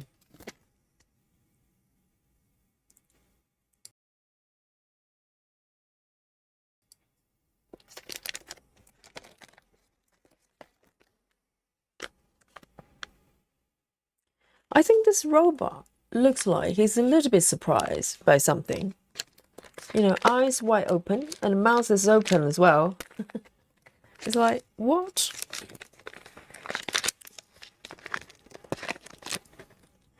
Cheers, everyone. Let me know where you're snacking. I'm having chocolate and coffee. Hello, Lily. Oh, I can hear him before he's even in the room. Hey, Lily. All right. Here we go. It's Dolly and Lily time, okay? Hey, how are you doing? You're very vocal, aren't you? Hello. So this is Lily. Are you purring? Can you purr a little bit for everyone as an introduction?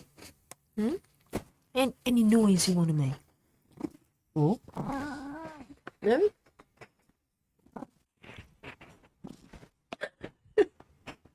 Can you guys hear that? Slightly grumpy. Hey, stage fright, I think. Yes. And Dolly? Let's come to Dolly then. Yeah, babe. I think Dolly's a little bit nervous.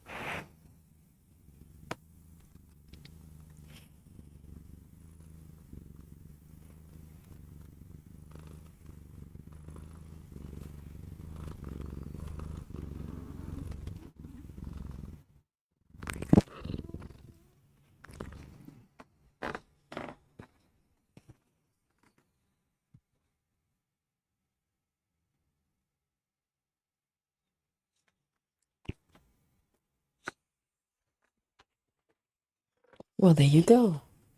Double cat situation. Didn't see this coming. Yeah. Did you hear Lily? Lily's sounding a little bit grumpy. And Dolly's surprisingly calm. Oh, there you go. Kitty management that I have to do.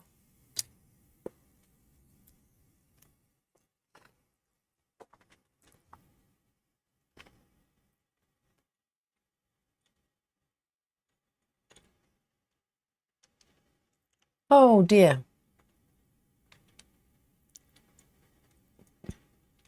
Kathy says my little kitty is in hospital on oxygen. Oh my dear, my God. He has feline FIP. I'm trying to think what that is. Up to 2 years ago, it was fatal, but now there's treatment. I'm waiting for some very expensive medicine to ship to me. Oh, I'm praying for you, Kathy. Must be stressful. Hopefully, the medication is gonna be helpful.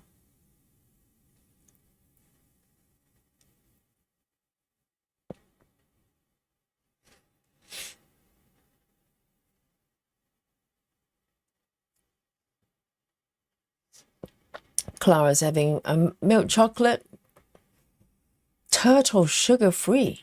What's milk chocolate turtle? What is that? It's a milk chocolate in the shape of turtle. Interesting.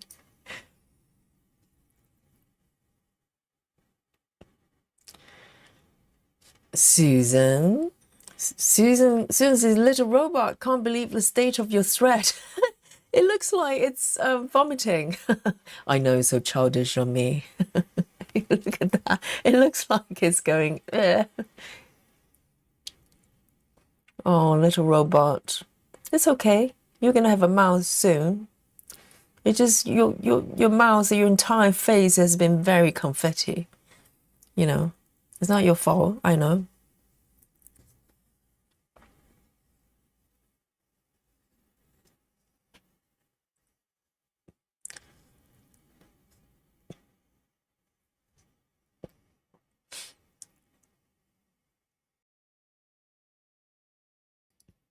Yeah, I'll try to take a picture of Lily, but he's very elusive as well. It's like, you know, I bring the microphone to him. Normally he's very affectionate, and suddenly he's got all shy there.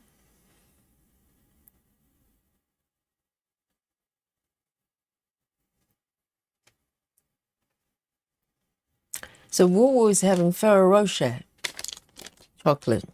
It's quite sweet, isn't it? But it's got crunchy bits.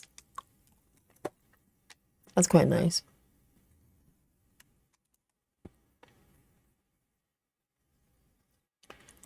Everything Aunt says, I'm not sure what to do about my cat, who just sits on the kitchen floor, meowing. His demands, what are his demands? You know? Yes, better food, more cuddles. So I have chocolate in my mouth.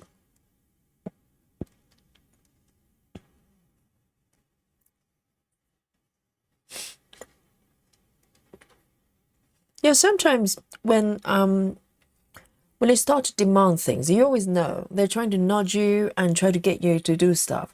But I have to figure out what they want. So sometimes I just follow Dolly. You know, if Dolly is going, hey, come over here, And sometimes she would take me to the front window when she wants to go out from the bay window. And sometimes she would take me to the kitchen when she wants food. And sometimes I think she just needs attention. She just wants a hug.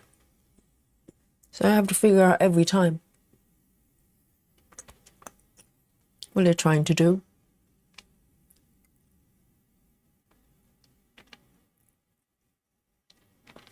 All right. Let me do this one then. Lovely chocolate. Really, really nice. Janine says, you don't know what chocolate turtles are. They're yummy. Chocolate with caramel and nuts shaped more like blobs. And turtles, no, this is brand new to me. Never heard of chocolate turtles. I didn't know it was like, you know, it's a brand new food items that I think I'm about to learn. I'm learning so much about different foods from different countries, just being on this stream.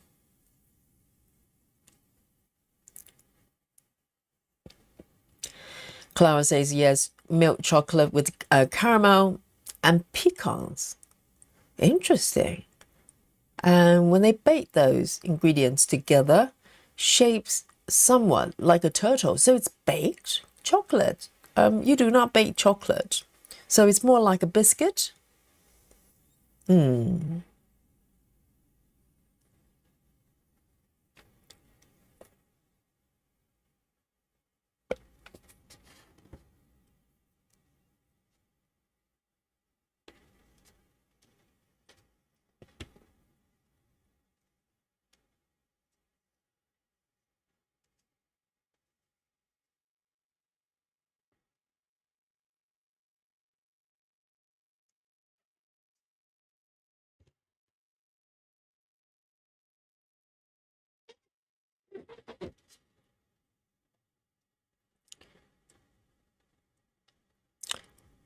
Kathy says, Yogi, have you been living under a rock? Turtles aren't my favorite.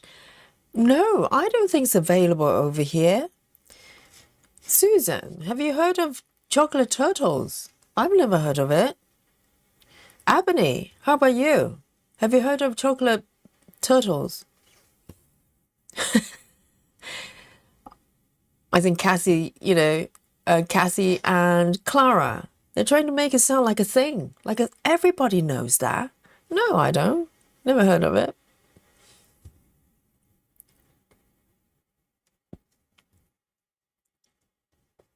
But sounds intriguing. So is it chocolate or is it some sort of biscuit if they're baked?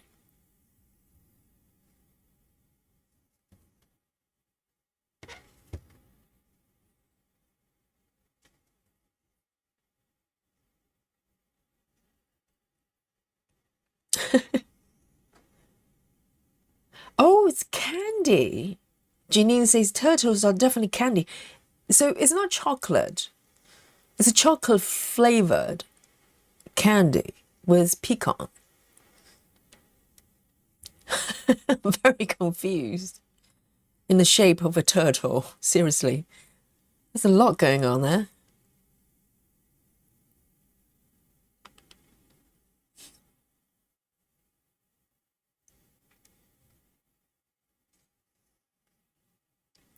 One, two, three. 1, 2, 3. Hang on.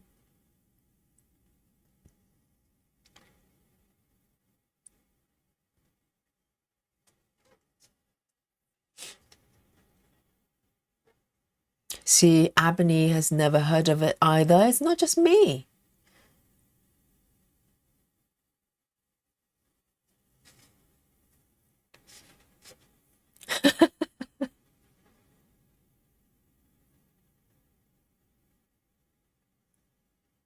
And Kay is saying the same thing. Kay says, I've never heard of that either, Yogi, so don't worry. We're not alone.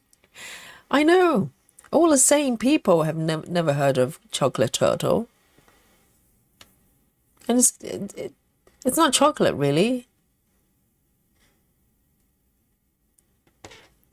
It's candy.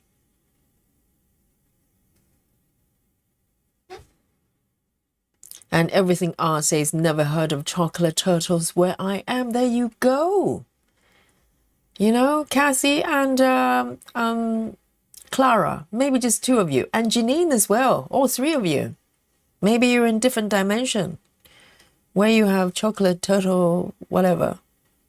Turtle, chocolate turtle thingy. And why? Out of all creatures, why turtle? I do not understand.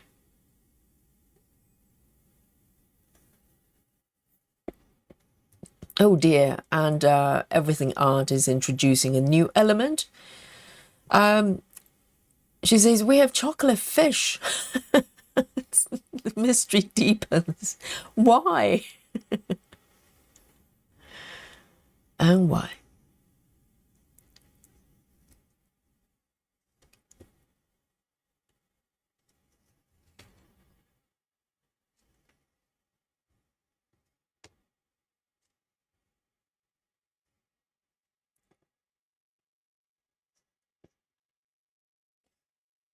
So Kathy says, it's definitely chocolate. So does it melt in your mouth like chocolate does? So it's a coating of chocolate. So it's basically just bind together chocolate, melted chocolate with nuts in it, like a nugget in the shape of a turtle. Oh dear.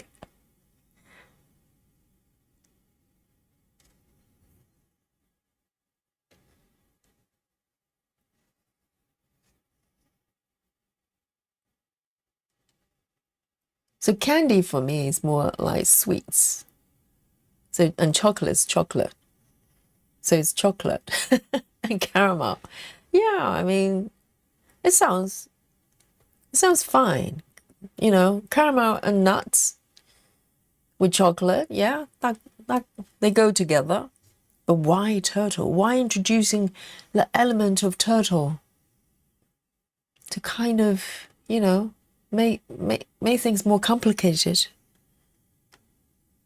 Just call them, I don't know, chocolate nugget with thingy inside.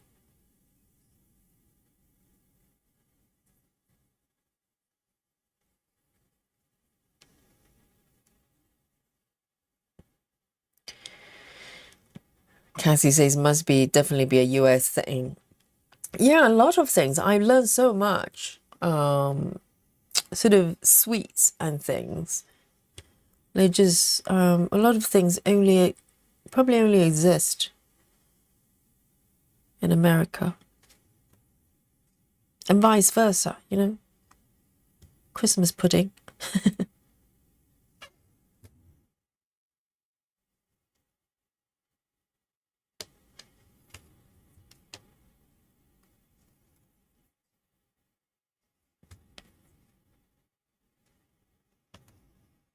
All right.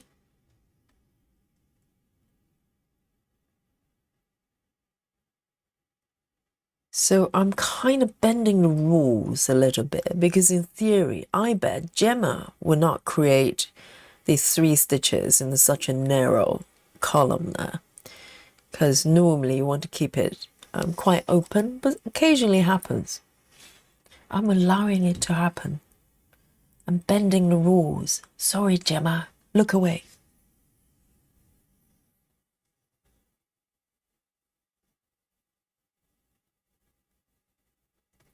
3, 8, 20.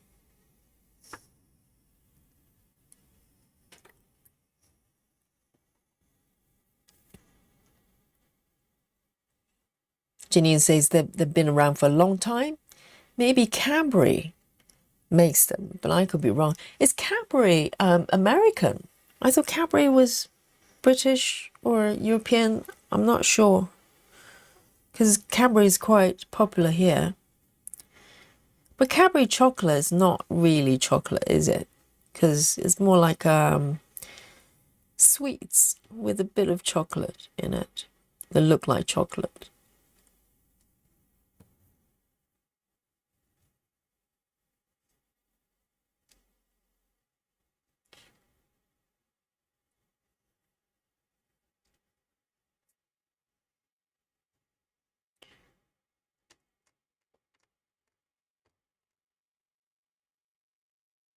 And remember a while ago when we were talking about sweets, in Australia, I think you had another sweet. I don't know, I can't remember what it was. I think it was marshmallow in a fish shape as well. Why is fish so popular in Australia?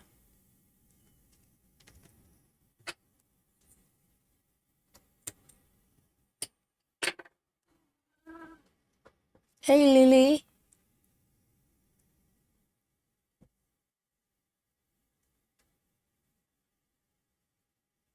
Chocolate calamari. Yes, exactly. If we have turtle, we have fish. Why not calamari? Seriously, what is wrong with calamari? Or what is right about calamari?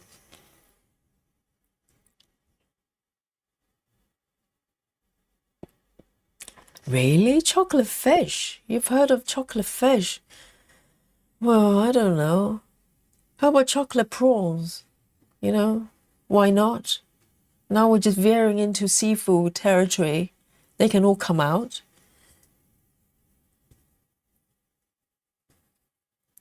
Oh yeah, sneaker bars, yes. Sneaker bars is kind of sticky bits in the middle with chocolate and a lot of peanuts, right? I think that's kind of universal. But chocolate turtles, no. We have standards over here. We have rules.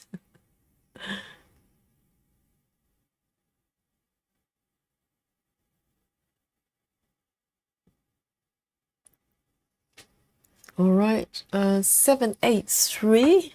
783.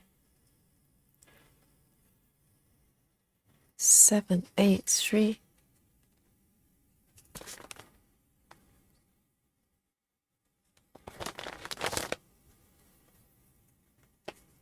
Now Lily's just like lounging there behind me, like he belongs here. Oh dear.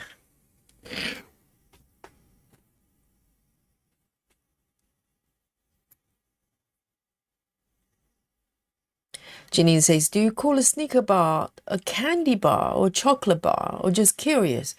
I think it's technically chocolate bar, but very little chocolate, is there? I think there's a genre of chocolate that's got very little chocolate. Essentially, it's more just sweets.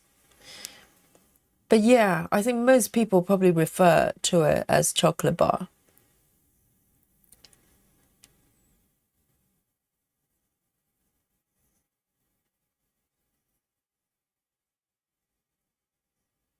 Candy bar. I mean, candy is not really sort of, it's not a word that's kind of used here, unless it's an American thing.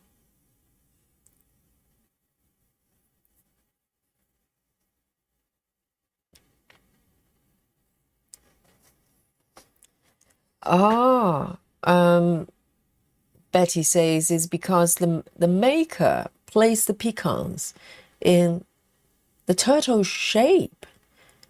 Ah, yes, I'm thinking about the shape of the pecan. Um, yeah, still, why?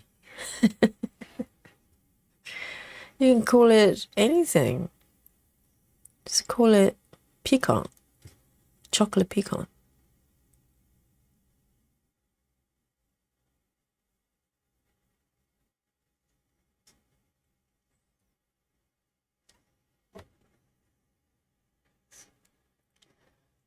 Joy says, there's a thing like chocolate seafood is made in Belgium and very popular in the UK. Chocolate seafood. Oh, you mean in the shape? I've seen chocolate seashells, but that's different. You're talking about seafood, and it's very popular in the UK, really?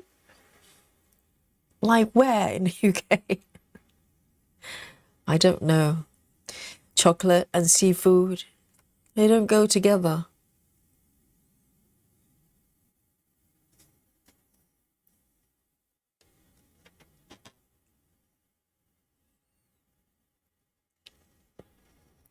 Ah, Toto is a brand name. Interesting.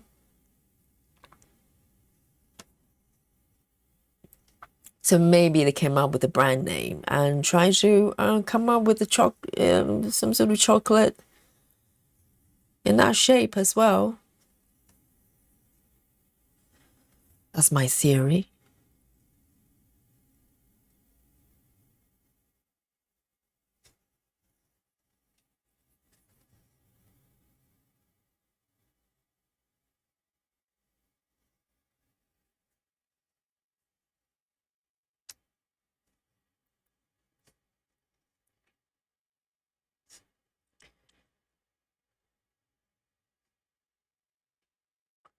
Yogi.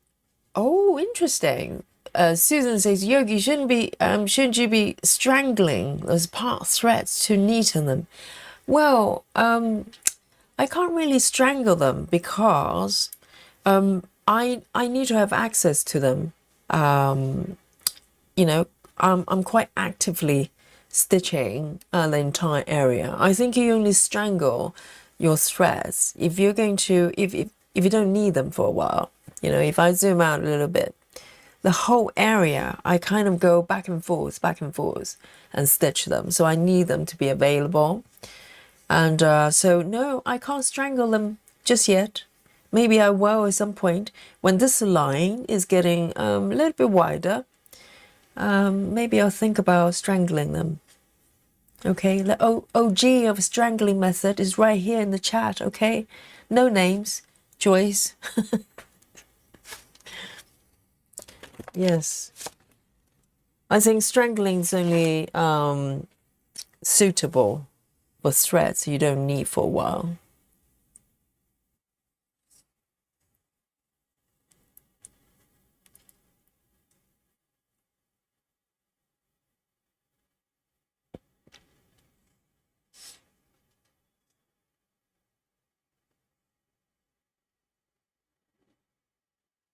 Kate says, I also saw a pig fat in chocolate, as in lard.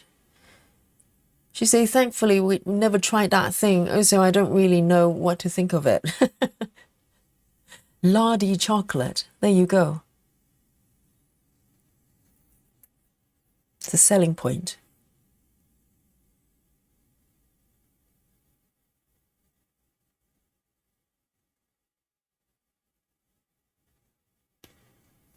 Very nice. 741. 741. 741.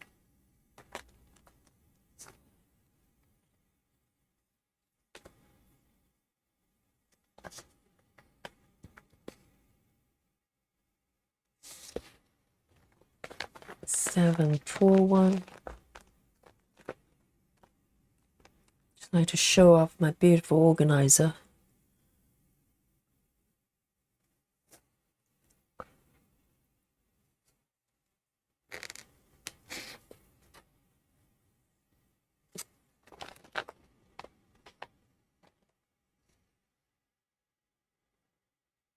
Chloe says Cadbury was founded in the UK in 1824, but American company bought it in 2010.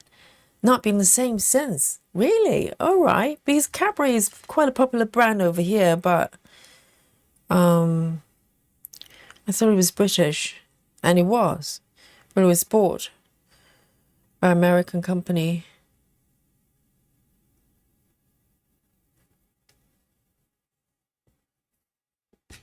So Chloe, do you think the quality changed afterwards?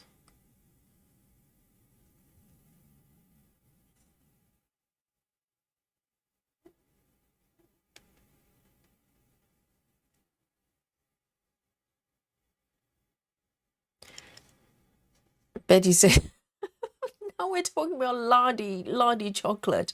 Betty Hankins says, have you tried bacon dipped in chocolate? That's a no, darling. No. I'm pretty sure I have not. The question is why? Why? Yes. Why?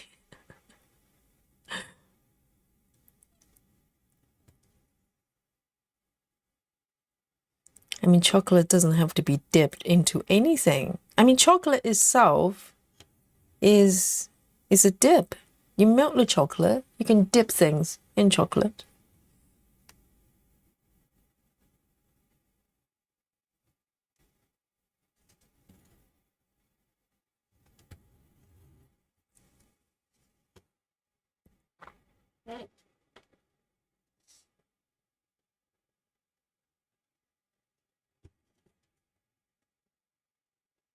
Okay. There. Whoops.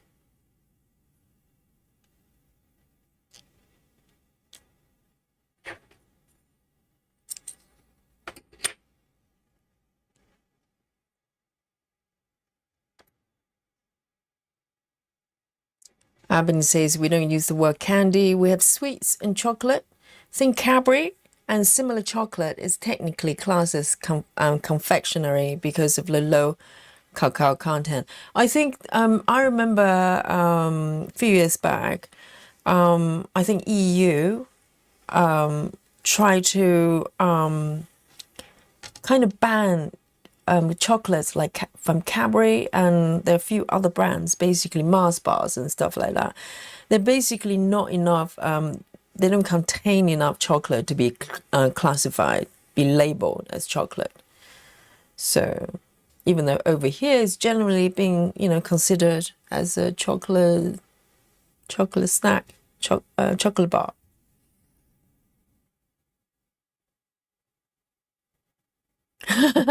Cassie say I love bacon, but I'm not a chocolate fan, so no. Really? So, well, if you love both, if you love chocolate and you love bacon, which chocolate? Are we talking about chocolate bacon now? We're pushing the boundary here. No, candy is a very American term, just like cookies. I do say cookies because if I say biscuit, most of you probably think about something else. Lynn says, Yogi, I still don't think you can beat Cadbury chocolate. To me, it's the best. Yeah, but there's no chocolate in there, so well, I think it can be quite delicious, but there's no chocolate in it, very little.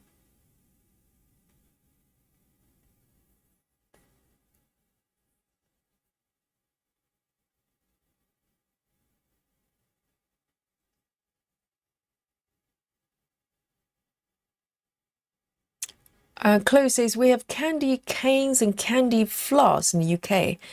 Yes, but I think they're American, aren't they? So the terminology, I think, is coming from America. That's my theory. Let's have a look. Which one is this?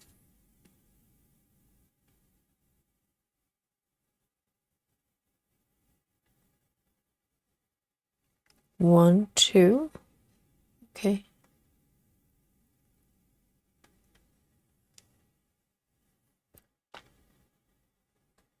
Janine says candy floss. What, Janine?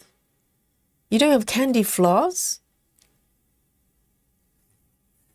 I thought it was American. Candy floss. What do you call it then?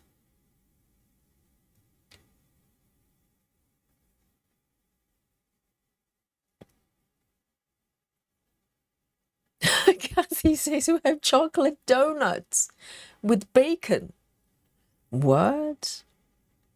Chocolate donut, I understand. Where does bacon come in? Oh, the mystery deepens. Oh, cotton candy. Is that what it's called in America? Yes, probably similar, quite similar. It's candy floss because it's like floss, isn't it?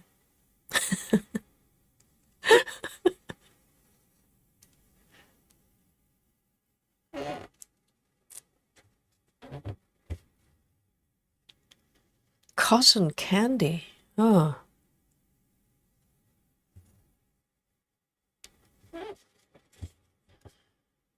Well, I think candy floss is more appropriate because it's like floss, isn't it? Whereas cotton, why? Well, I suppose it looks like cotton, but not really.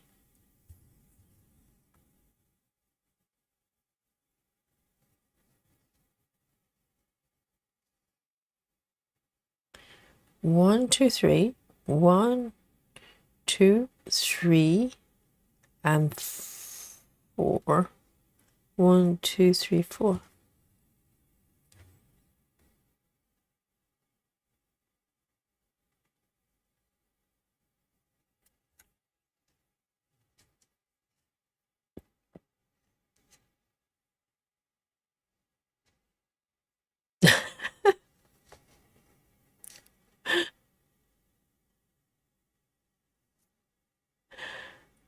Betty says, at the fair, I even saw Twinkies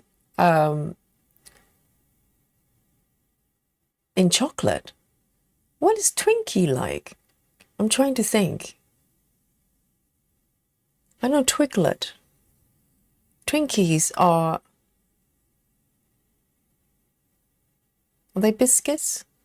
And they're deep fried. Oh dear. Everything tastes better deep fried. Do you not think? Kathy says, have you tried fried ice cream? I've seen it. I'm trying to recall. I may have in a restaurant long time ago. Yes. Well, basically, they just fry the ice cream so fast. There's still, ice cream in the center or something like that.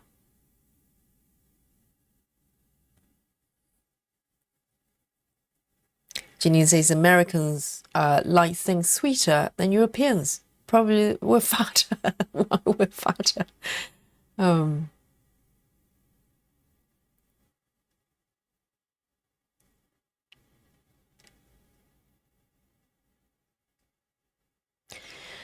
Simberry, hello, says Fair Foods goes crazy in America. Deep fried butter.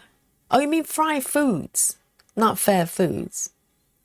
Fried foods goes crazy here in America. Deep fried butter. Deep fried butter? And chocolate dip bacon. It's rich, salty, sweet, and a bit crunchy. It's good, but you really need a bite or two. Or maybe zero. How's that? Deep fried butter. So what happens in the center? So when you bite into it, how do you even eat it? Well, it just melt in the center. So when you bite into it, the melted butter just oozes out. Oh no. I don't know what to think of that. But in Scotland, I think we have a few stitches from Scotland here as well, and they have a well-known, really famous, delicacy called deep fried Mars bars. Do you have Mars bars in America? It's got like coconuts in the middle, and apparently they deep fry Mars bars in Scotland.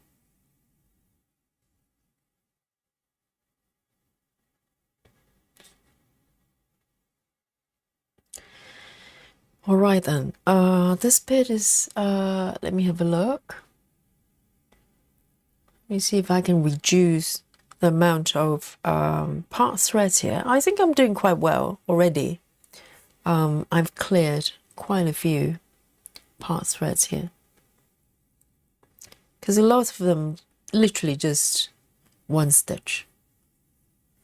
So this one's got a few at the bottom there.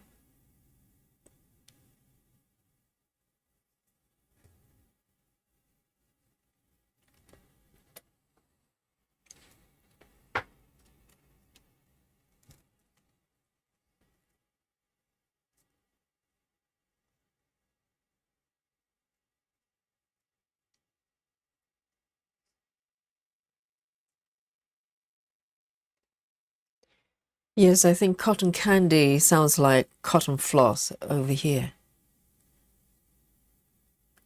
Deep fried butter, yes, that sounds disturbing.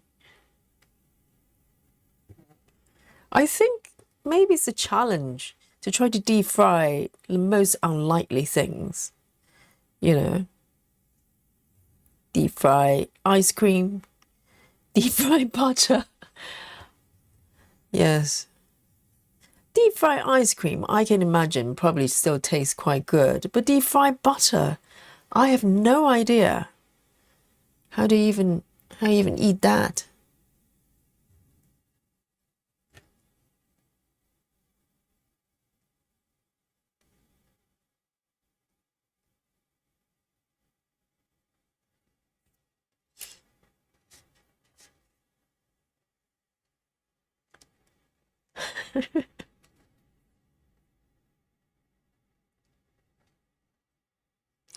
See you later, Kate.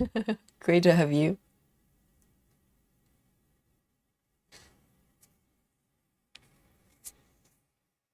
Oh dear, Clara. Do you have to bring up the Rocky Mountain oysters? Yes, I have learned that the other day. A delicacy.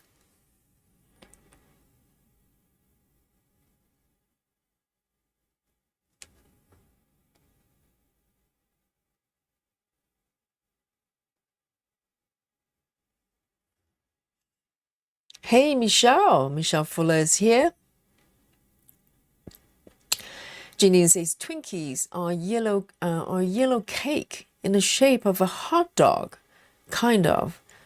Has whipped frosting in the middle of it. Oh, so it's not like a donut, like a finger sponge thingy. It's got frosting as well. Interesting.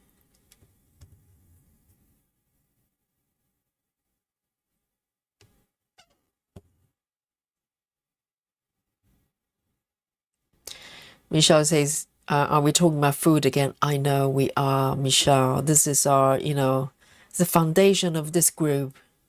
It's just talking about food. Deep fried butter, I ask you, Michelle. This conversation deteriorating as we speak.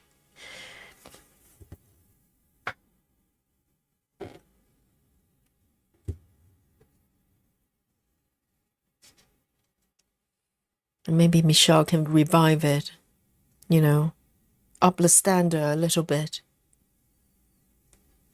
No more Rocky Mountain oysters.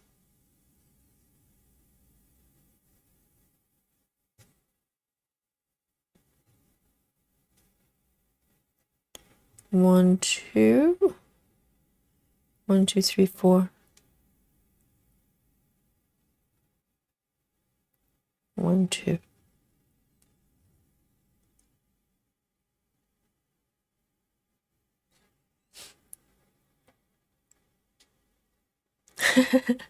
Kathy says, I wish you could post pictures here, Yogi, of Twinkies, turtles, etc. Yes, it would be quite nice if the YouTube chat, you can actually attach pictures. But those are quite dangerous because can be misused very easily for some other streams. Not this one. This is a quality streams. We don't do weird things, but other than posting pictures of Twinkies. But you can imagine if the feature was available, and so chat can be a very dangerous place on YouTube.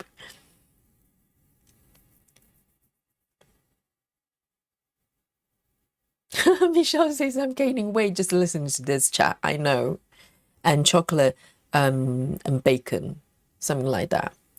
And chocolate dipping in butter. Is it butter? No, lard. Lard, I ask you.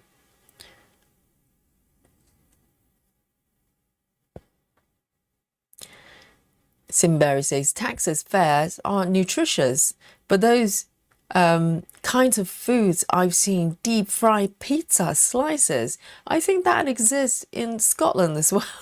Maybe I'm watching a slightly different documentary. I think everything's deep fried over there. And you may ask why? There's no why. If you can, do it.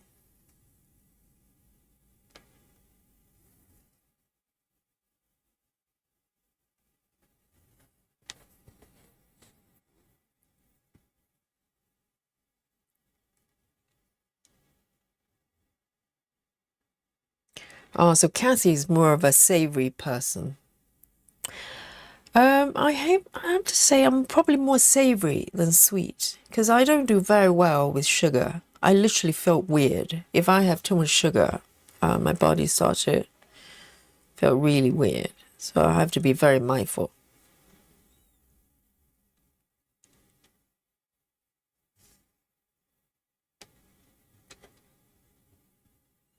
Hey Lona, where have you been? Lona says hello and stitchy friends.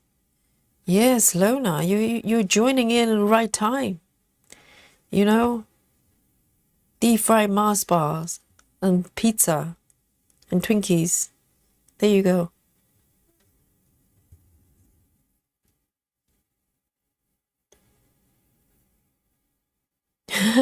Joy says, I think I still prefer deep fried Mars bars over haggis. Well, do they deep fry haggis? Yes, I don't think frying is the issues with, with haggis. The whole thing is a problem, deep fried or not.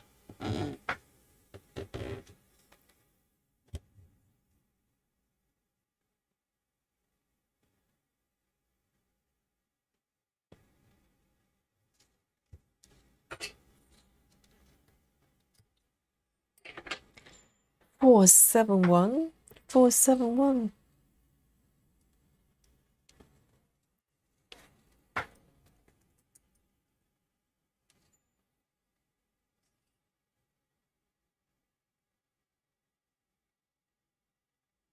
Oh, Samantha, now you have something. Deep fry Oreos. I can see that happening actually. I might actually have a bite. I do like Oreos actually. And obviously, I'm not very good with frosting in the middle. I'll have a tiny bit of the frosting in the middle. And I like the chocolate part of it. I like the biscuit part of it. And just so happen, Oreo cookies are actually vegan. So the cream, quote unquote, cream in the middle is actually not cream. Okay.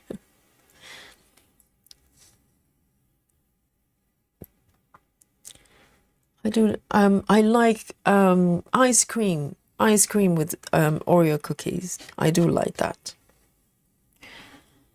3819. Hello, Lily. What are you saying? Why are you so grumpy? 3819. 3819.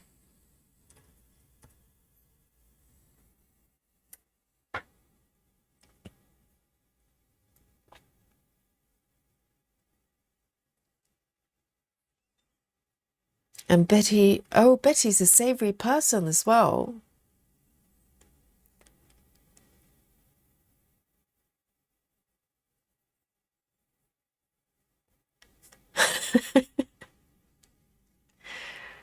I think, you know, the love of deep fried food is probably universal.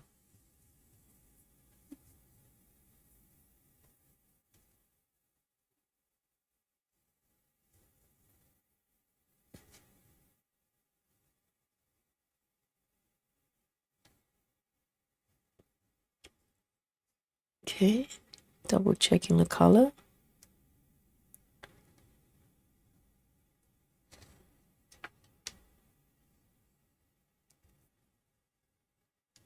Janine says they have alligators in Minnesota.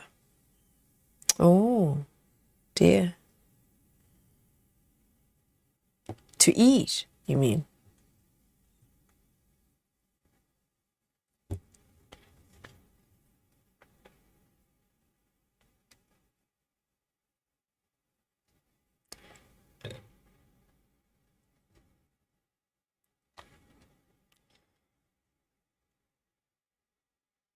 Janine says watermelon has to have salt on it. Well, you know, salt actually accentuate sweetness. So sometimes if you rub salt on fruits, etc., it's actually making the fruit taste sweeter. And same thing as well, a lot of cake recipes or maybe biscuit recipes, you know, cookie recipes, you add a pinch of salt. It makes sweets, it makes sugar taste sweeter. Our taste buds are interesting.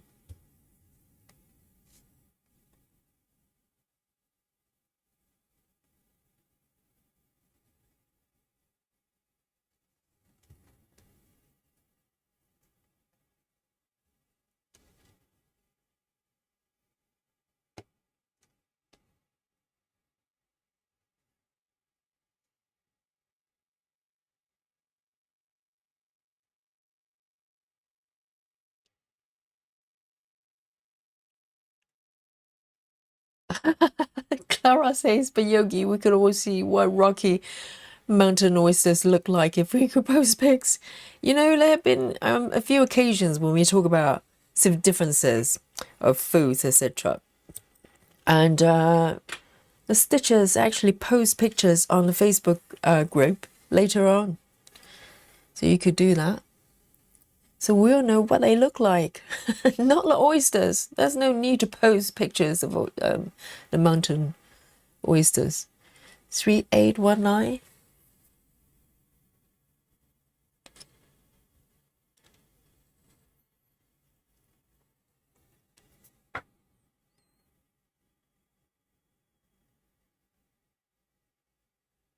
It's great to see you, Lona. Oh, Lona says, Yogi, the mint Oreos are good. I've never tried a mint one. I've got the regular ones. So is the mint in the biscuits or in the frosting? I wonder.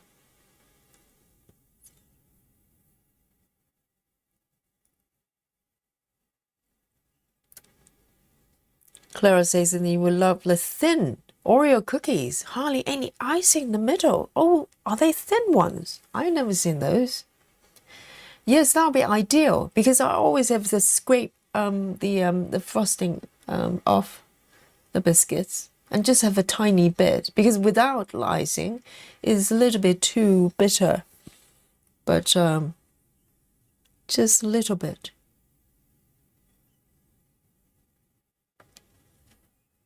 They're probably creative for people like me.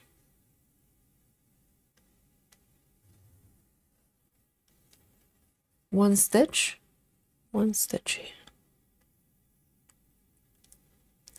Oh, Barbara loves Oreo as well.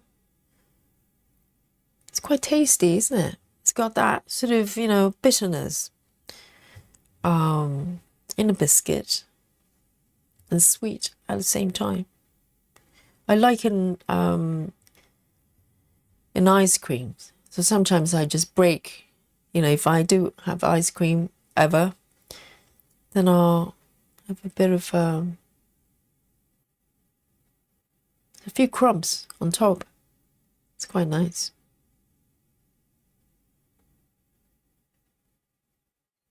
One, two, three, four. 1, 2, 3, 4.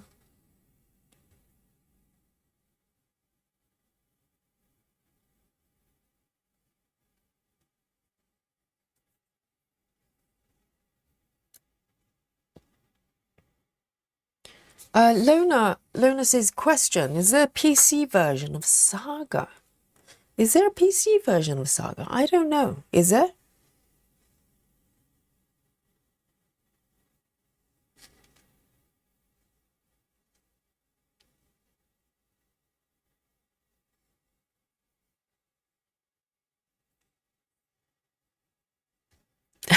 Ginny. What's double stuffed Oreos? Is that just Oreos? Ginny says, take 2 double stuffed Oreos, whatever that is, and twist them in half. and put them on top of the other quad Oreos. What is going on? The other day we had cupcakes sandwich or something like that. That is very troubling. Yes. And now we have some twisted version of Oreo cookies. Clara says, why people add salt to beers? Do they? I've never seen that. To beers. Aimee says, I use salted butter in flapjacks. It makes them so much nicer. Yeah, totally. I think it's just to highlight the sweetness. Yes, I can see that. Flapjacks.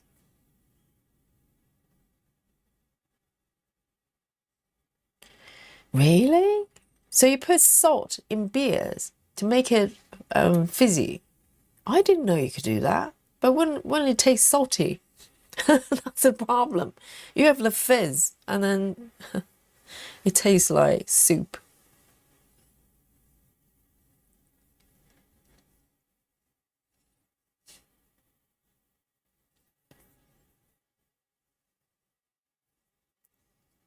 Lynn says you can't beat crackers and cheese and pickled onions. Oh, Lynn has standard.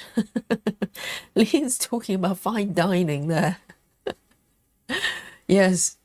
No fried Mars bars. Let's have a plate of, cheese platter and pickled onions. Pickled onions. It's pretty strong. Yes. Yes, pickled onions, I can probably have one. That's my threshold for pickled onions.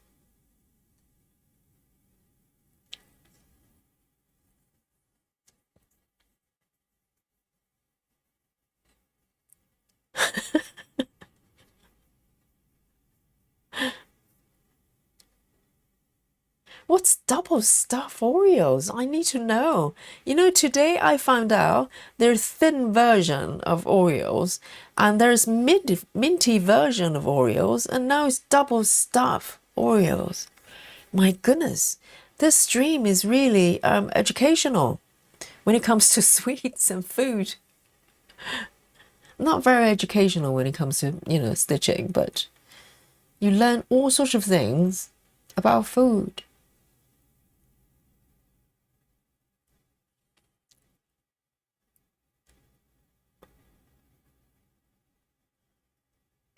Let me see. Let me do this one then. Just one stitch. Seriously.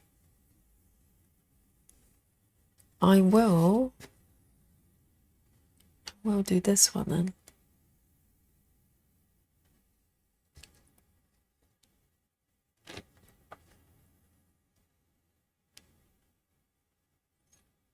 Um, 317.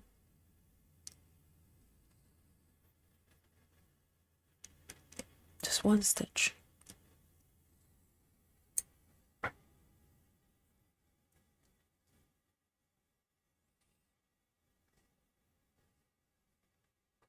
Oh, Michelle says salt around the rim of a beer mug. So it's a bit like margarita.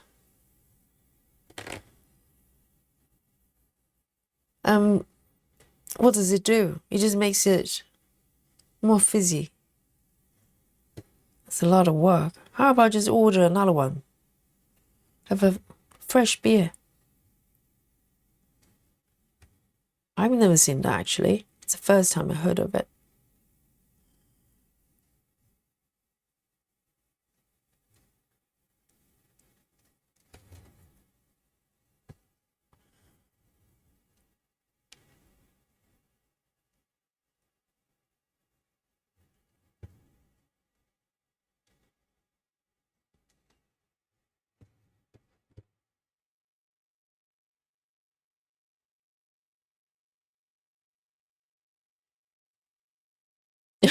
Ginny says I'm never doing cookie exchange again.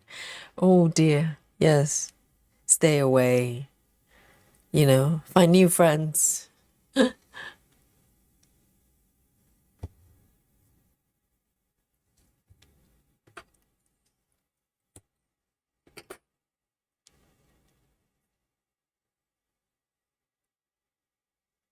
Hey, Maddie, welcome. Ah, so Janine says double stuff is twice as much filling, so it's the opposite of the thin one. So you have regular Oreo, you have the thin Oreo, and you have the double stuff. It's more, so the thin one is less filling, and this one is actually doubling the filling. Oh, not for me then.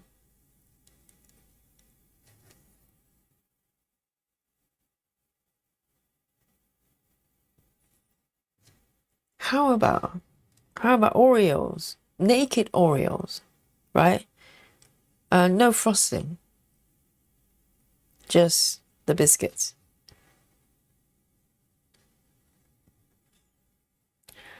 And there's golden Oreos. What is that then? Is it dipped in butter? Deep fried golden Oreos.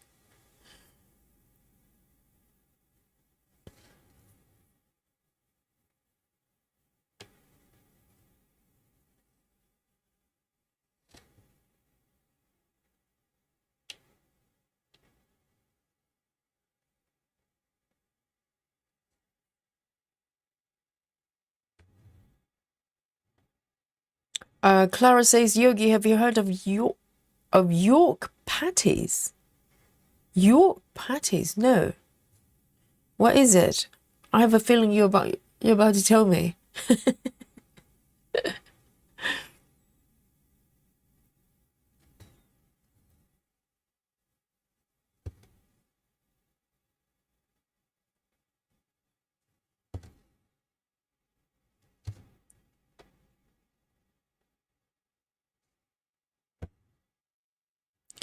See you later, Joyce. Uh, oh, really? Joyce looked up fried butter and she's not feeling very well. She needs to have a lie down. Yes. Have a rest, recover from the trauma of whatever you saw on there on Google. I'll try not to Google it. Oh, poor Joyce. She's going to dream about deep fried butter tonight.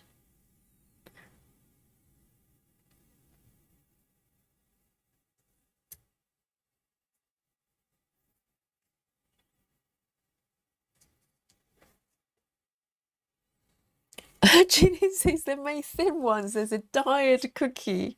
That's hilarious. Yes, a diet version of Oreo cookie. As if the biscuits are not fattening. Taking a sip of my coffee.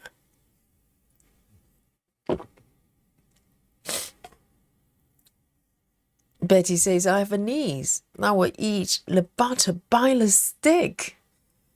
Why? It's not even tasty. If it's donut, I believe, I understand. Not that I recommend it, but butter, isn't it just grease? Dear, oh dear.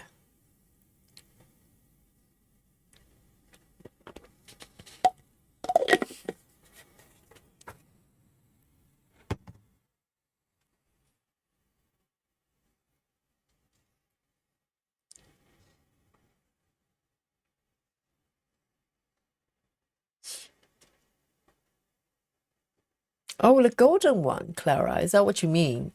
Dark chocolate poured over Oreo cookies. White cream mint.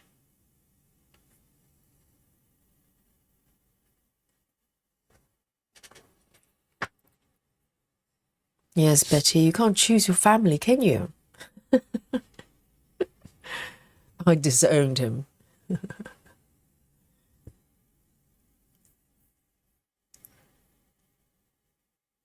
Janine says golden Oreos are vanilla instead of chocolate cookies. Oh, white, like a white Oreo, but that's not Oreos if it's white, like white chocolate. York peppermint patties are peppermint candy, filling coated in chocolate. Oh dear, my head is spinning. just, just a complication of it all. Your peppermint patties are peppermint candies filling coat. Oh, candy filling coated in chocolate.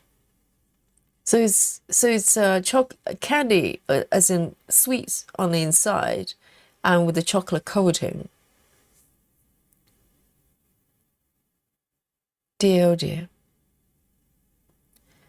And Susan, yes, Susan has been busy with research. According to Google, you can get no filling Oreos. Oh, so just the chocolate cookies. That might be nice. The diet version of it.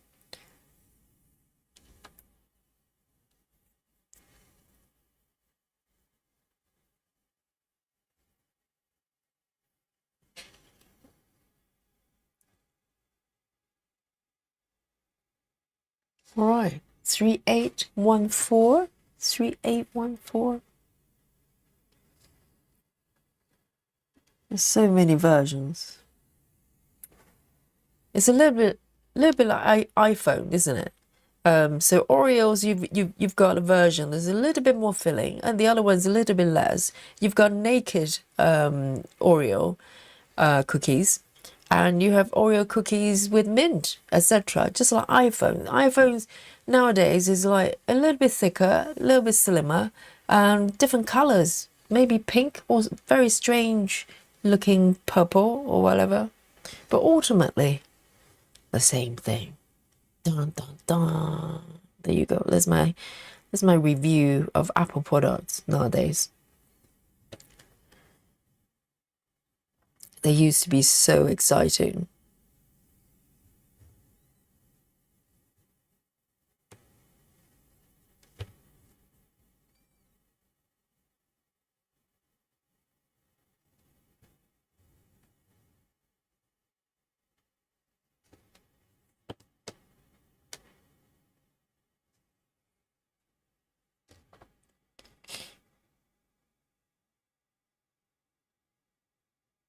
Nice.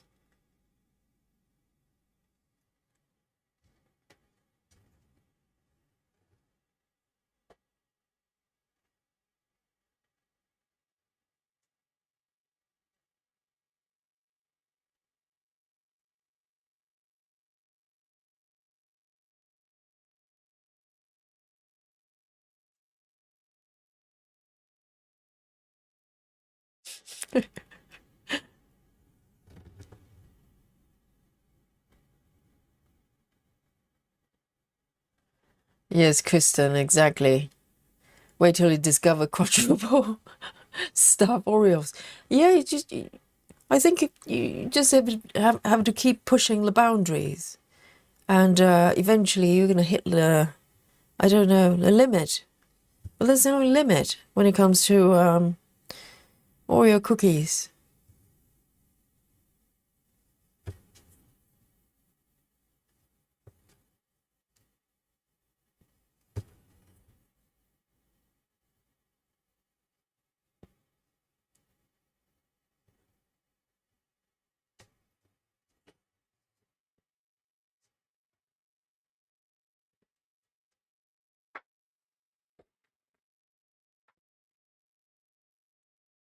Oh, Janine says they make Oreos in all kinds of fillings.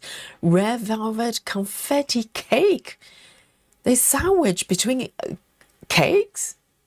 Mint, lemon. Oh, lemon and chocolate. I don't think that go well together. I'm surprised they haven't got a spicy version yet. Like spicy Oreo.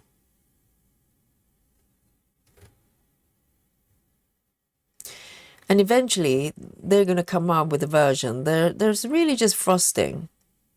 There's no cookies. They haven't come up with that one yet.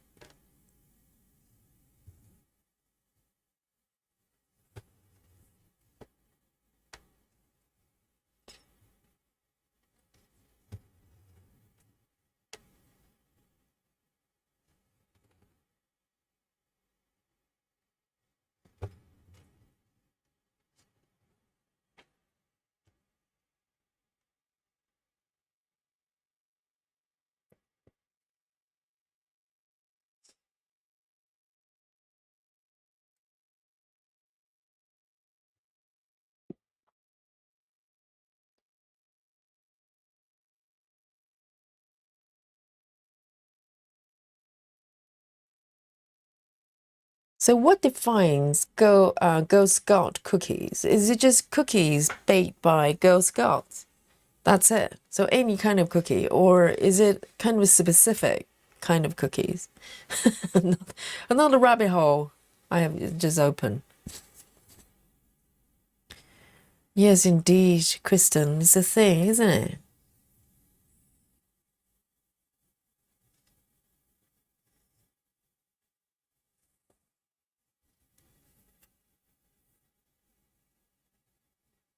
And there's a cinnamon version of Oreo cookies. Well, I can kind of, well, maybe without the frosting, if it's just the biscuit part of it, with a bit of cinnamon, I can see that working. But with the cream, I'm not sure. It's kind of weird.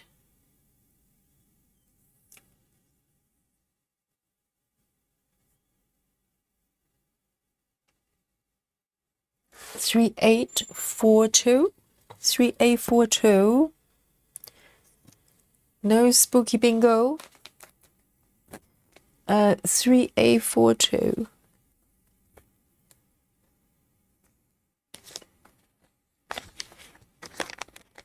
3842.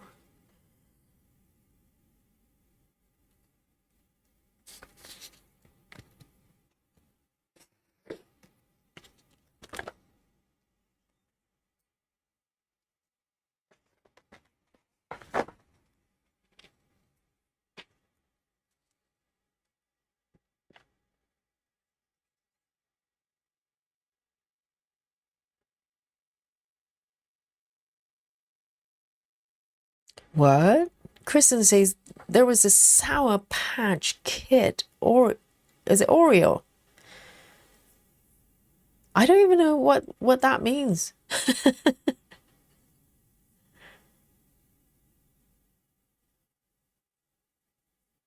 Janine says I've done 500 stitches on Marvelous Circus.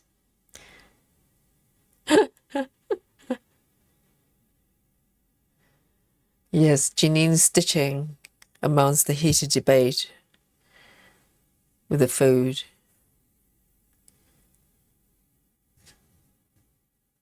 You know, deep fried butter, etc.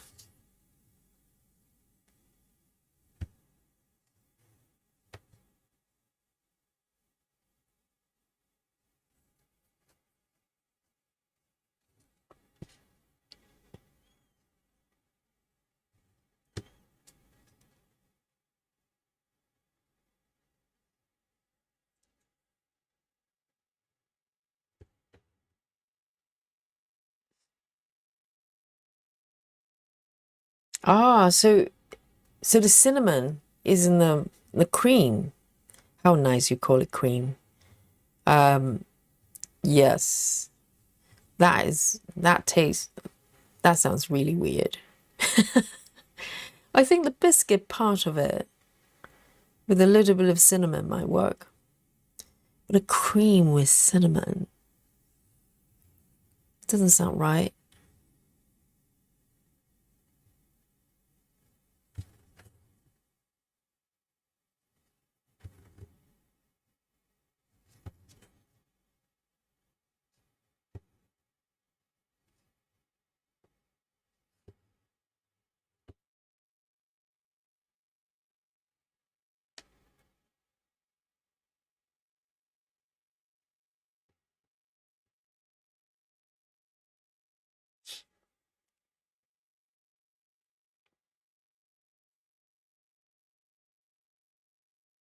Oh, Michelle. So, Michelle, have you just got home? Yes, Michelle's got home and about to stitch traveling library. Why not?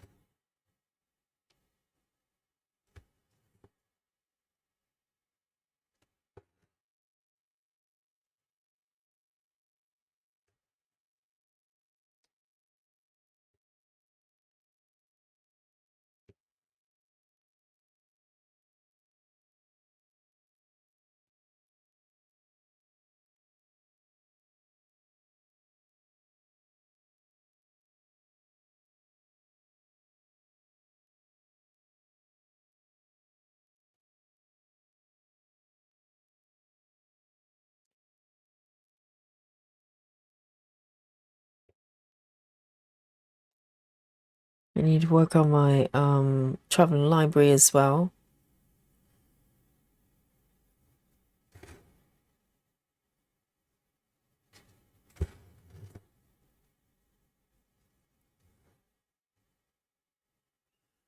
Let me see. Let me leave it.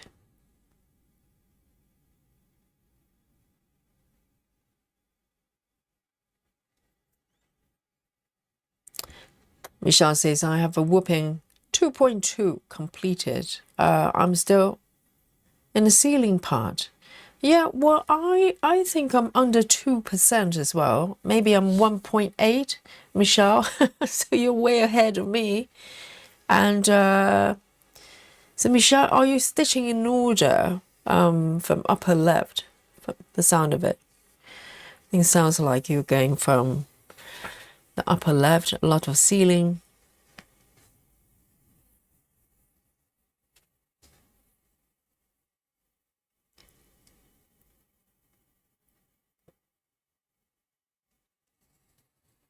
And it's 10 minutes to midnight. I know Michelle has just joined us stitching. I'm going to do one more, okay? I'm going to do one more here.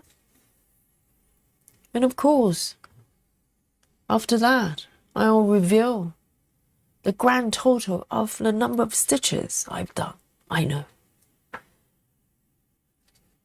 It's thrilling every day because I have no idea. I don't think I'm terribly slow with this method. I don't know what you think, because some areas here, they're very confetti, so naturally, it doesn't matter what method you use, it's going to be slow. But I think with color flow, I have a feeling that, you know, I might be getting slightly less slow. I wouldn't say fast, but 3765 will be my last color. 3765.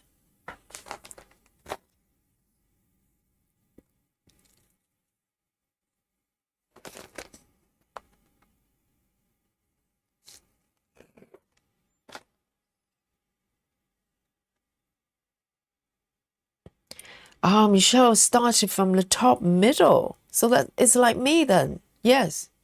And Michelle went left. And I went, no, I didn't go right. I went down. So that's why I've been stitching the kind of the arch area. Not quite the middle. I'm still on the top part of the chart.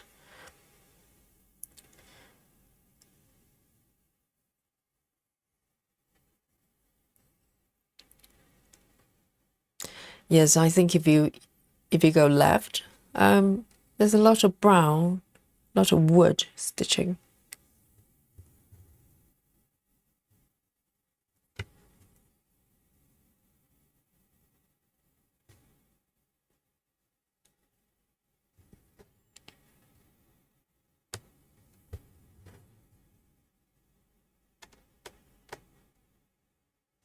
I'm gonna do a few more stitches here.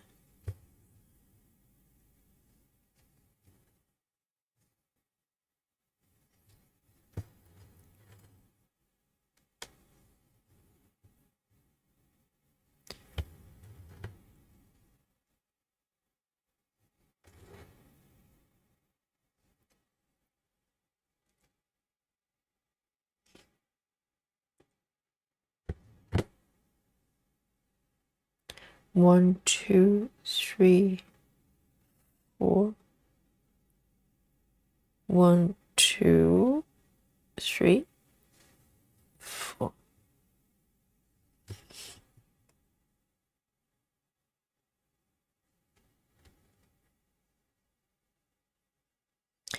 Wendy says,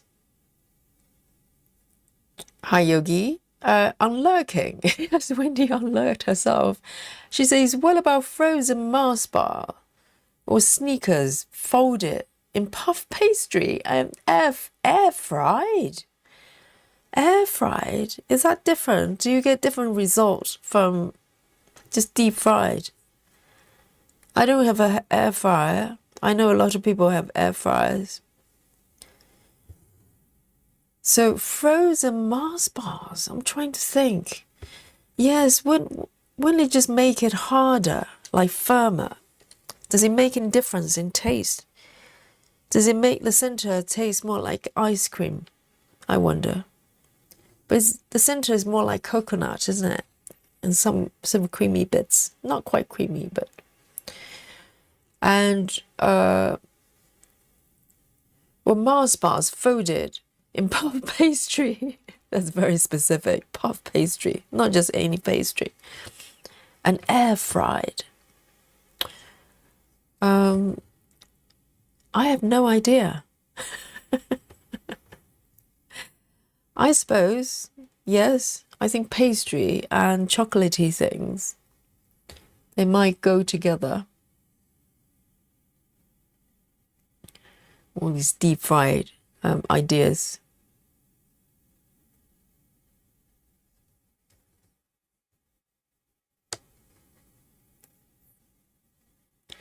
Sue says I'm stitching a Thomas Kincaid foxglove cottage.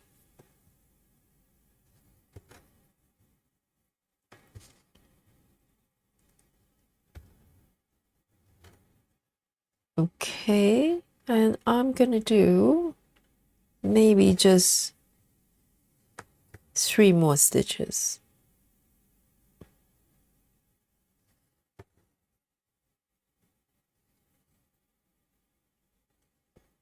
And come down here.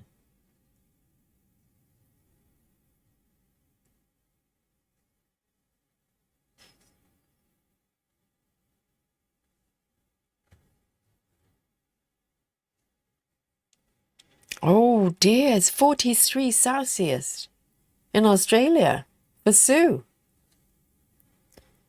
And it's 11 a.m. as well. The world is upside down. Yes. It's hot over there, and it's already Friday.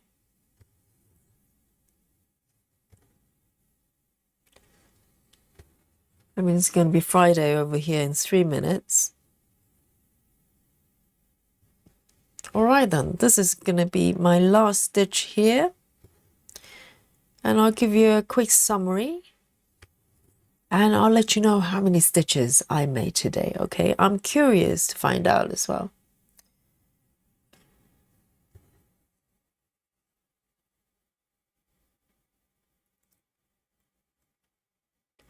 Hopefully, it's more than 60 stitches. But even yesterday, when I was stitching that infamous piece, you know, the quote room, I managed over 100 stitches. Not too bad.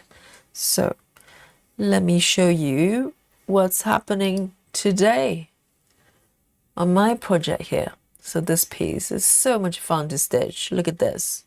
Now my robots have eyes, okay, nice big eyes. I mean, this one's kind of looking this way for some reason. It's trying to be, you know, kind of elusive.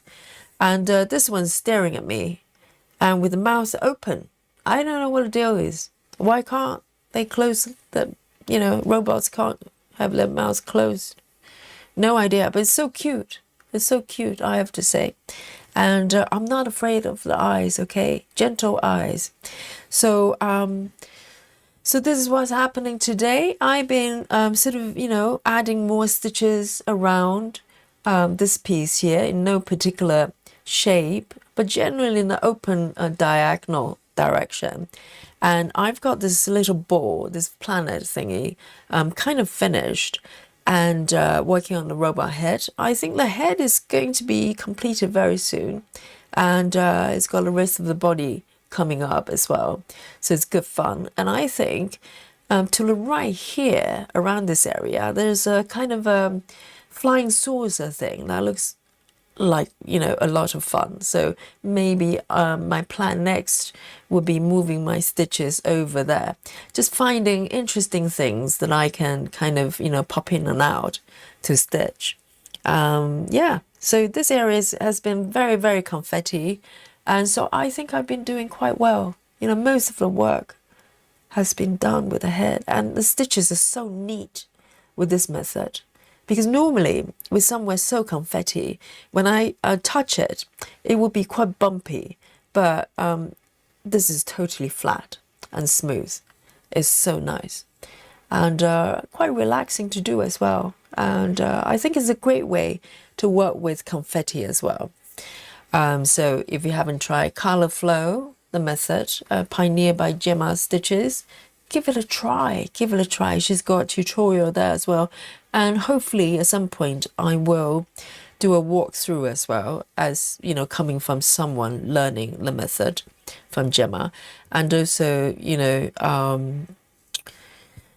how do I put it? My perspective, you know, maybe slightly different, because I think this method is very up for interpretation. So, you know, every stitcher probably do it slightly differently, but it's really good fun to do. So let's have a look at the app here, and let me just show you. Yes, I want to show you the markup just in case you haven't seen it. Okay, if you joined us just, you know, like now, and you've been living under the rock, this is the piece I've started. I started maybe over a month ago, 4 weeks ago, something like that, and I've been making really good progress. And there's a lot going on there, so I'm so looking forward to stitching all the little objects, little toys here. And so let's have a look at the app here. Let me zoom out, and this is a regular size and max colors. Okay, so let's have a look. I am going to give you my stitch count. All right, I'm going to count down 3, 2, and 1. Boom. There you go. The grand total of the stitches I made today is 134. Round of applause for Yogi. Yeah. Very confetti, you know, and, you know, so patience is required for this piece. And I currently, in terms of percentage, on 1.48, so I push forward a little bit, tiny bit. Okay, so let's come back here. Yes, round of applause to me. Yes, thank you, busy mom. And also, yes, just to remind members, we have a new emoji. Okay, that's for our work club. So it's a new one we've just added. So thanks to all the new members that joined recently, because the more members we have, the more slots we have for emojis. So I'll be adding one by one going forward. So thank you so much, everyone. And yes, round of applause. Give me some Dolly love and 99 to send me to bed, and guys here in the UK and Europe as well. So now is 3 minutes past midnight from the sleepy London town. Yogi signing out, and I'll be seeing you tomorrow. And tomorrow, yes, tomorrow I'm teaching later classes, so we'll be starting a little bit later. So going forward, other than Fridays we start a little bit later. Maybe we can catch up with our friends in Australia and New Zealand a little bit longer, and but rest of the day would be roughly around the same time. Okay, so this is the plan at this point. And on Saturday I might be doing a whip parade part 2. We're going to have a double streaming session on Saturday, so put it on your calendar. So until tomorrow, and have fun and enjoy the rest of your stitching session, and maybe some of you are going to bed, and bye bye. I'll see you tomorrow. Nighty night. Night night.